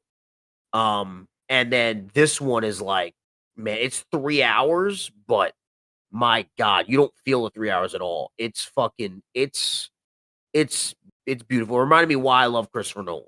Like, he needs to keep doing shit like this and not Tenet, because Tenet was just him trying to out Inception himself. And I'm like, this is so stupid. It's a shame because what's his face, the kid in the movie in Tenet, Denzel's son, John David Washington, is a great actor. He's just, I didn't even know he was acting. He's from Mount Vernon, by the way, Denzel Washington. Westchester native over there. His son got a start in that show that it used to be on HBO, the rock show Ballers. He got a start in that show, and then he was in Tenet, and he's a great actor, but that script is so bad. He's trying. He's acted his ass off in that movie. He's trying, but that shit is just suffocating. He's got the pedigree. He'll be all right. Oh no, he's a really talented kid. I've seen him in stuff I really like him in. It's just that movie was just, it wasn't his fault. It was just not bad. He was trying, bro. That shit had him in a fucking guillotine. That shit was terrible. But yeah, no. So if people want to, and I saw Barbie, and I liked it. Barbie actually got a release date for September 5th. Yeah, I want to watch it when it comes out on demand. Yeah, but fun movie. Great cinematography. Margot Robbie's incredible. For multiple reasons. Incredibly hot. She's also Ryan Gosling's the man. Isn't Cena in it? Yes, Cena's in it. Great. And the story of how he got in it was crazy. She came out and said she was a huge fan of Cena's, and then she worked with him on Trainwreck or something, right? No, she worked with him on what was it, the Suicide Squad, right? The newer one with Peacemaker, and they're like best friends now. But she had a big crush. Well, the thing was that he wasn't even supposed to be in the movie, right? And then she recommended it, right? Well, yeah, no, they flew to London. They were gonna film this movie in London. Before the first day of shooting, the day before they were going to start shooting, she goes to a coffee shop and Cena's there also. He's just wrapping up a movie. He just finished the day before and he was flying back the next day. And she was like, "Hey, would you want to be in fucking Barbie?" And he was like, "Okay." And then so they wrote him a scene on the spot because they're like, "It's fucking John Cena. Let's get him in here." And he killed it. He was awesome in the movie. He's super. Cena's fucking killing it in Hollywood, man. Yeah, Peacemaker show. Whew, that Peacemaker He's in show. Mortal Kombat 1. Yeah. Bro, yeah. Cena's destroying it, man. Good for him. But yeah, Barbie was fun. Barbie was a fun movie. And Oppenheimer's great. So they call it Barbenheimer, a lot of these people out there. They were watching them back to back. Back to back. It was a big thing on TikTok. People were going to see because they're two polar opposite movies. So people were going to see a 3-hour fucking, because the Oppenheimer movie is about the guy that created the atom bomb. Right. That's what it's about. And then so people were going to watch that. And they go to see fucking Barbie, which is, people were bitching on the internet. It's anti-men. Like shut the. No, it's a fucking Barbie movie. Oh, bro, it was so. I'm reading the tweets. I'm like, bro, you gotta just shut up, bro. It's a fucking Barbie movie. It's for little girls, not for fucking 40-year-old men. Yes. Well, how am I going to watch it then? All right. Well, I want to thank our members of this channel: Jin, It's VB, Hockey Fan, Nick Noguera, and Liquor Sandwich. Thank you for being members of the Game Complainers channel over on YouTube.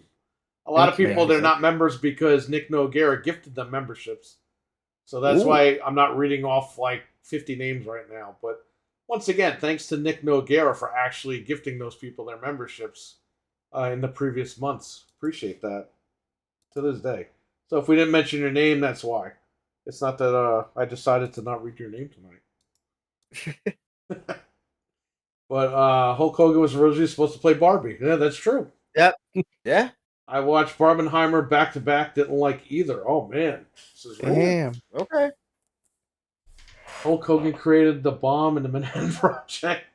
Oh my god. Was he even alive?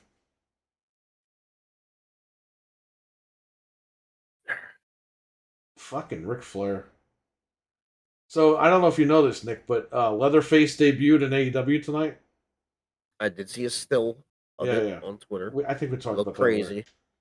It looks stupid, but it was WCW 2000 all over again, and Jeff Jarrett won. So it really is WCW all over again. Oh my god! Can we please, Russo, bro? Can we please get Jeff Hardy versus Darby Allin in a fucking cage? Yeah. Please. That's all I'm asking. Yeah. Good show tonight, guys. I tried to renew my membership, but there was no option.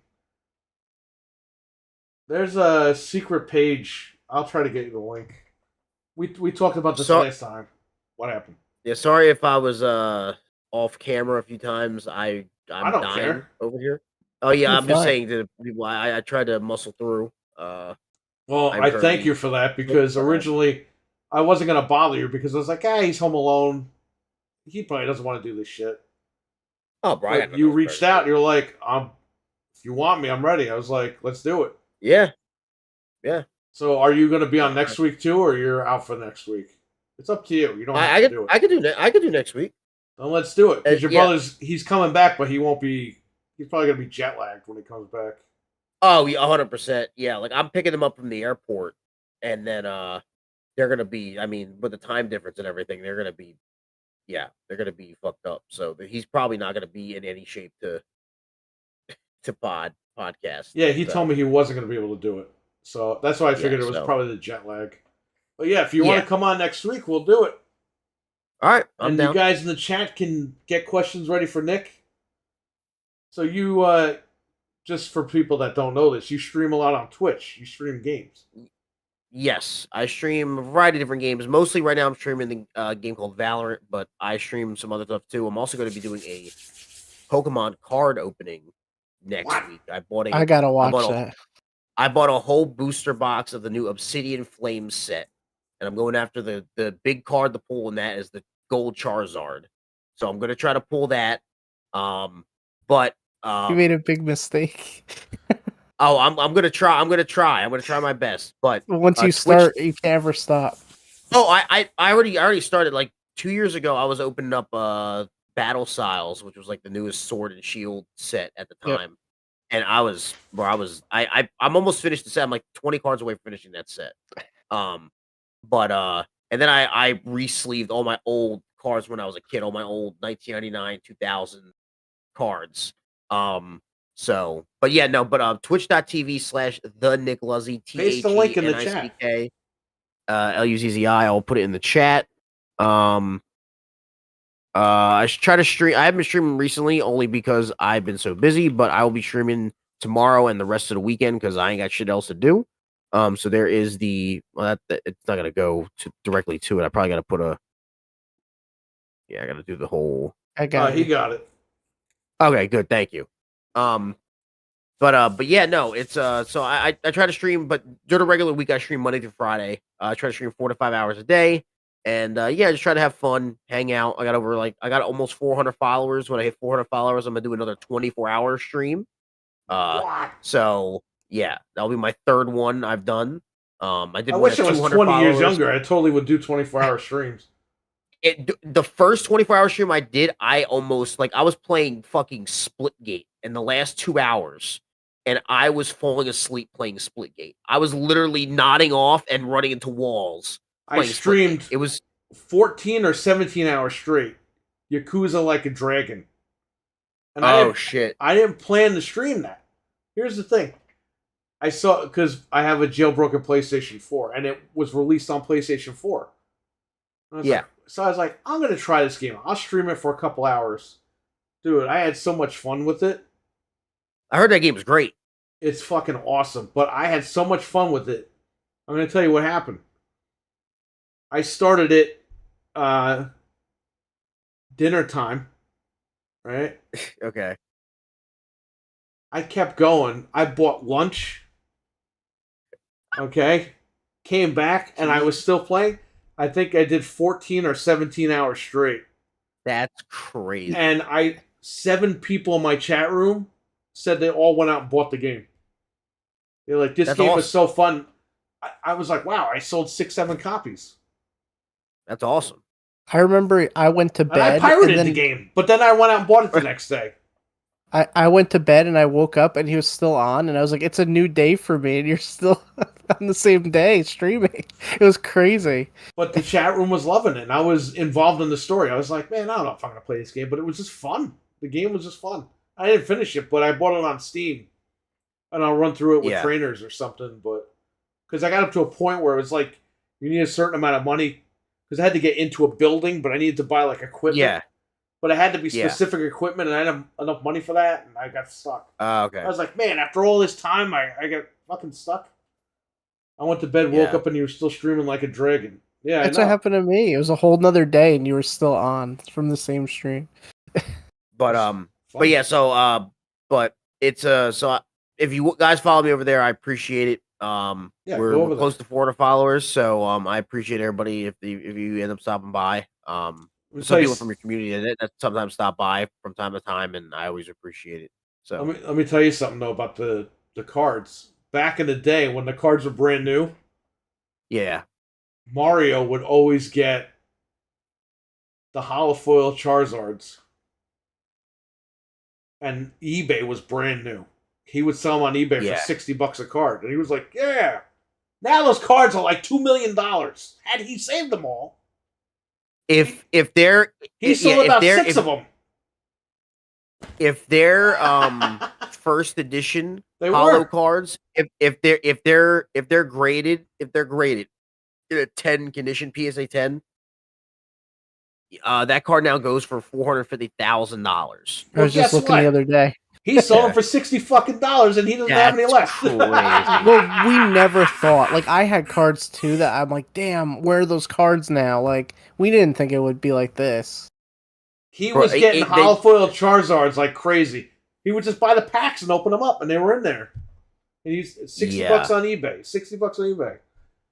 He didn't think, in 30 years, 20 years. No one really knew. I mean, we kind of thought, but like, no, because a lot of stuff from back then ended up being worth jack shit. Beanie Babies, we were collecting. They were like a year high. Speaking of that, all the way down. Speaking of that, another movie I forgot to mention. There's a movie on Apple TV called The Beanie Bubble. It's about the start of the Beanie Babies.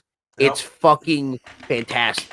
It's really fucking. Is that the documentary, or is it a? Movie? There is a documentary, but with the same name.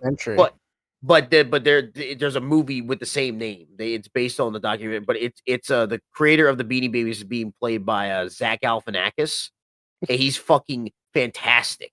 He's so good, and I'm just like, this is an awesome movie. It's on Apple Plus or Apple TV, whatever the fuck it's called. But it's fucking fantastic.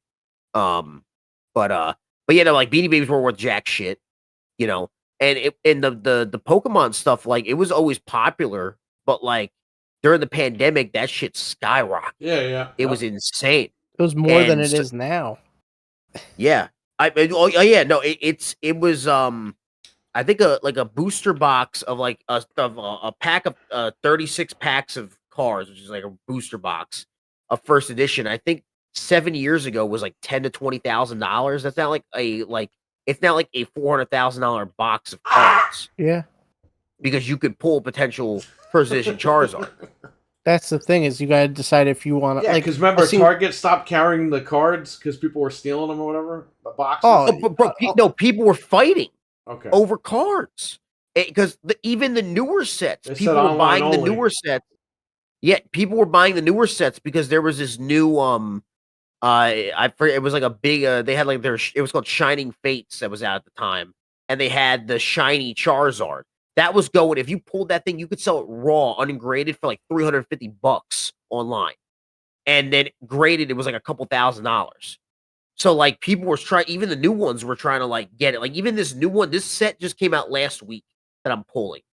This came out last week. If you pull that that Charizard raw, it could go on eBay for $150 ungraded. Literally the more than I paid, $150. $150. $150. Okay. I'm just saying. But each pack of Yeah, cards I is was only like, man, $4. you could start to save for a house at this point. But like, so like, if I pull that Charizard, it's gonna be, I could sell it for 150. If I get it graded, there's none graded yet because it just came out. But if it graded, it could potentially be like $300-$400 now, and then it could go up later in price depending on the rarity or the scarcity of the actual pack. So it really all depends. But you know what, the box now that's the second highest, most expensive Pokemon box is those it was called it was after the first 151, it was the Neo Destiny, I think it was called, Those boxes where it was, yeah, bro, those boxes are like insane, like $200,000. And if you pull one of those, like you pull like a fucking, I think it's a Lugia, I think that Lugia is worth like mad money. It's I wish insane. I knew back then. I wish Oh, I it's knew. insane. I wish we all knew back then, bro. Mario wishes he fucking knew back then. He could have bought Yeah, 10 he's houses. probably like sweating. Bro, that card, even in a 9, If I it's not even a fucking tell perfect him 10, that, you know how sick he's gonna feel? I'm sure he's seen it now. No, it's been a. I think he's out of it. But don't tell him. Even in a 9, if it doesn't get a graded a perfect 10 in a 9, that card's like worth like 80 grand. Like it's insane. It's insane. Doc, gotta go back. Oh, if we went back, I would just buy the booster boxes and keep them sealed. Oh, you know what the problem is though? You can't go back, and I'll tell you why. You can't pay with current money. Oh, well, we'd Yeah. have You to would have to find- go back there and rob a bank and then buy the shit. Yeah. Or See? or you'd have to bring like That's something that Marty gold. doesn't tell you.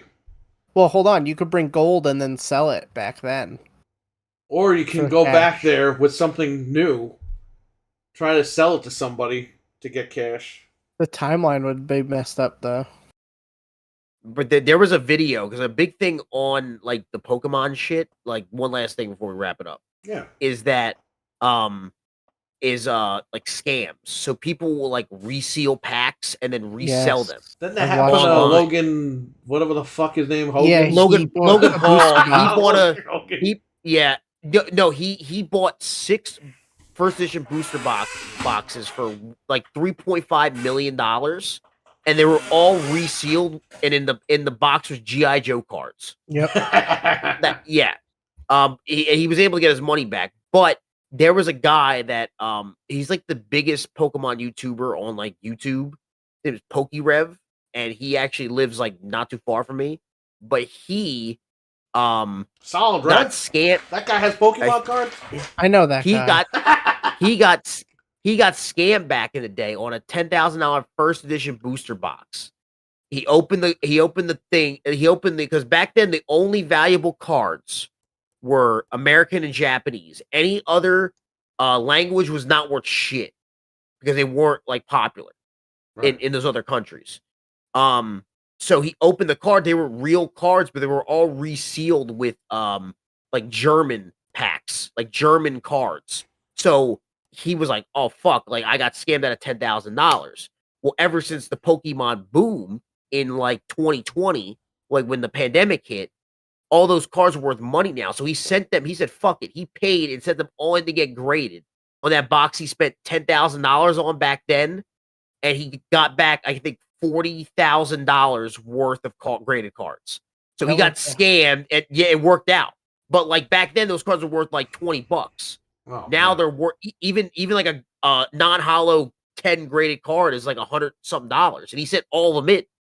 So he got back like 5 Caterpies that are a 10, but they're worth like $100 a pop. That's $500, and he got back like, so it ended up working out for him. But it's crazy. Like that stuff is such a huge issue. There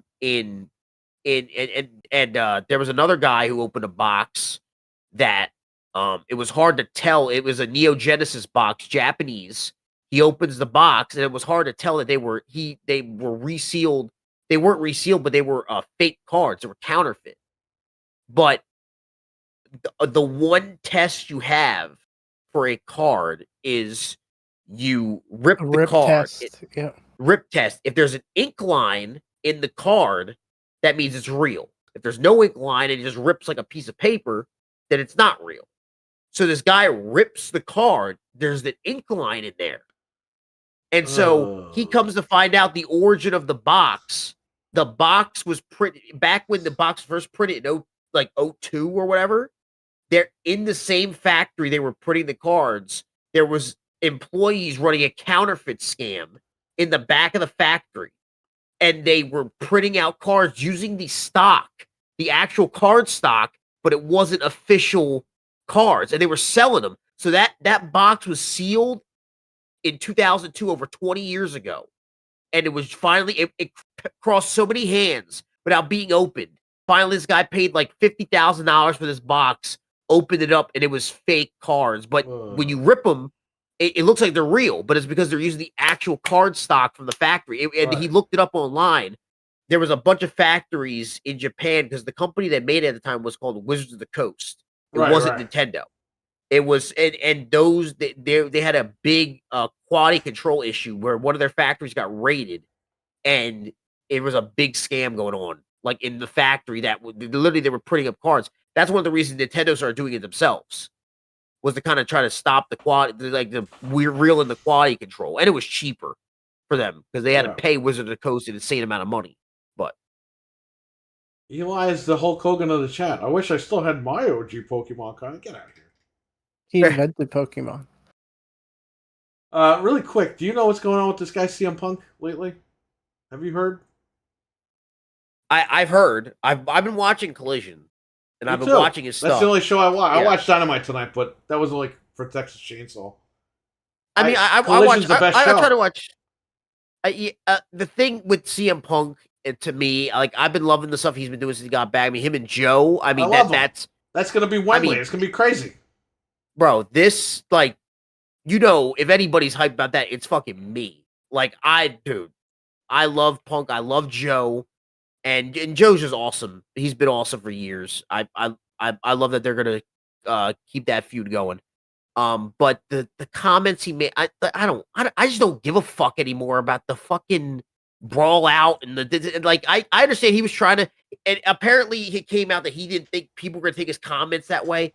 What do you think they were gonna do? Like, the AEW audience too. They all hate on him anyway.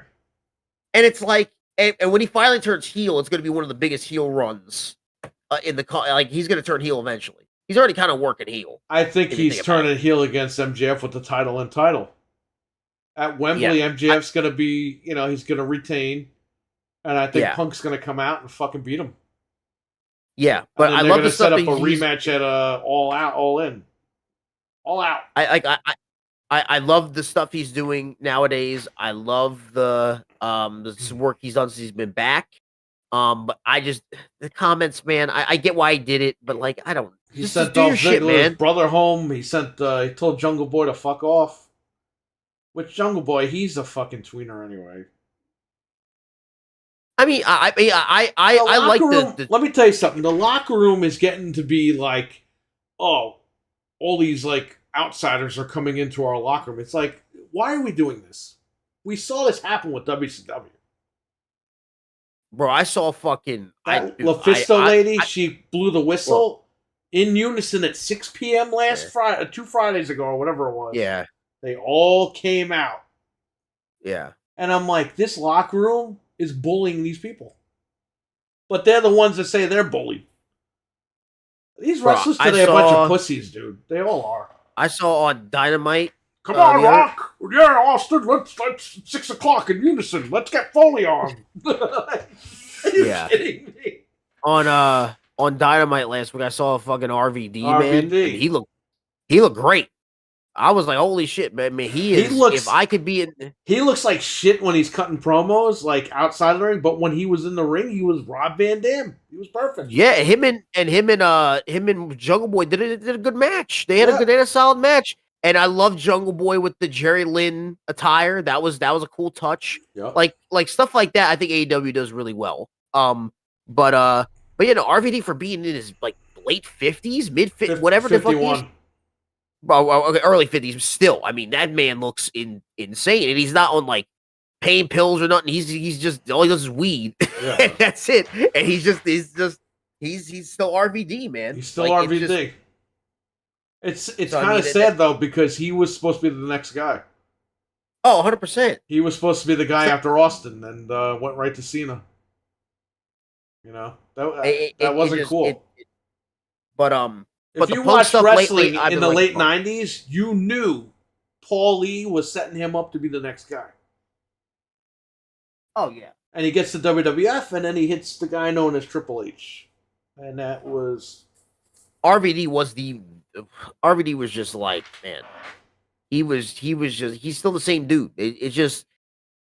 I'm happy he's doing well because we hear about a lot of guys because I see people online like, oh, RVD doesn't look that good for 50. I'm like, are you fucking kidding me? There's wrestlers don't make it to 50. This man is thriving in his 50s. Right. We should be celebrating that. Fucking hell, man. Good for him. Like, fuck. I hope they get him on that Wembley show or something, or the Chicago show. Something. Get this guy on. Oh, yeah. For sure. And they paid for Pantera, the walk. They paid for it. So, bro, that was insane.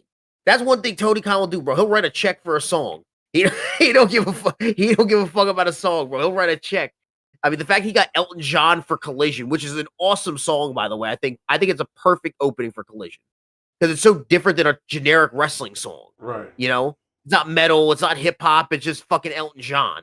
It works, and that song must have been fucking expensive as hell. I don't even want to know the price he paid for that. But, you know. Yeah, I think I like CM Punk. I don't care. And they're like, oh, he's bullying people in the locker room. Fuck him. They let me tell you something. When that whole brawl-out thing happened, they put such a hit on his name that the AEW fucking audience hates his guts now. It's like, dude, you tarnished him.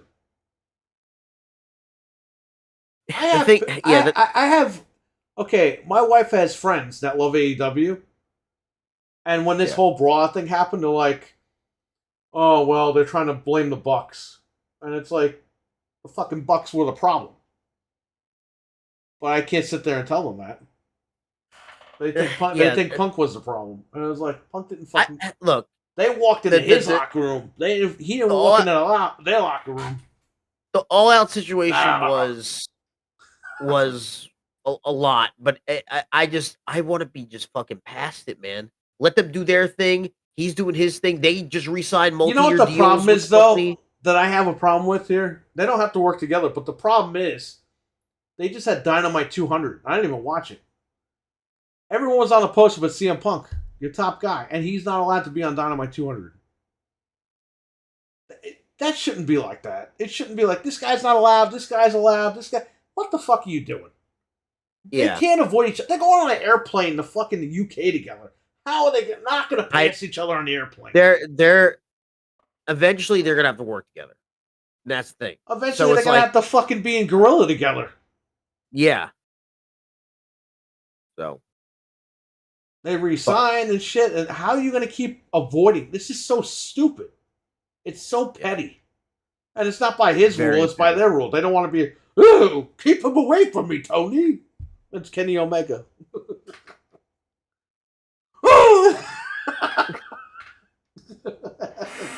He still bit his arm. They're messing up. They're cutting off their nose to spite their face. I can tell you a lot of stories about cutting off your nose and spiting your face. We'll get to that at some point down the line. Don't worry. Well, I want to thank Nick for coming on tonight. Definitely check out his channel over on Twitch. Oh yeah, no Thanks, problem. Man. Nick. Twitch.tv, the Nick Luzzy. Yes. And we'll see you next week, sir. Thank you for coming on and saving my ass. Oh yeah, no problem. I didn't want to bother you, No but problem. you volunteered this We're time, good. and it was awesome. Yeah, appreciate you having me on. Great show tonight. And Yeah. I will catch you guys later. We will catch you guys later. Everyone in the chat, shout out to RWK88 again. Nick is Anthony's brother. Yes, he is. Yes, I am. He could take it down to the room right now and break all his shit. He has the access that we need. Oh you need anything from his collection, David R? He'll get it for you. You got a couple of bucks. Yeah, I got you, bro. Got you. In my DM, bro. I got you. I'm kidding. I don't have you. All right. I'll catch you guys Bye, later. guys. Thanks for coming on. Bye. Bye. Peace. Let me hit the button. Shout out to RWK88 again for the super chat. All right, guys. Peace.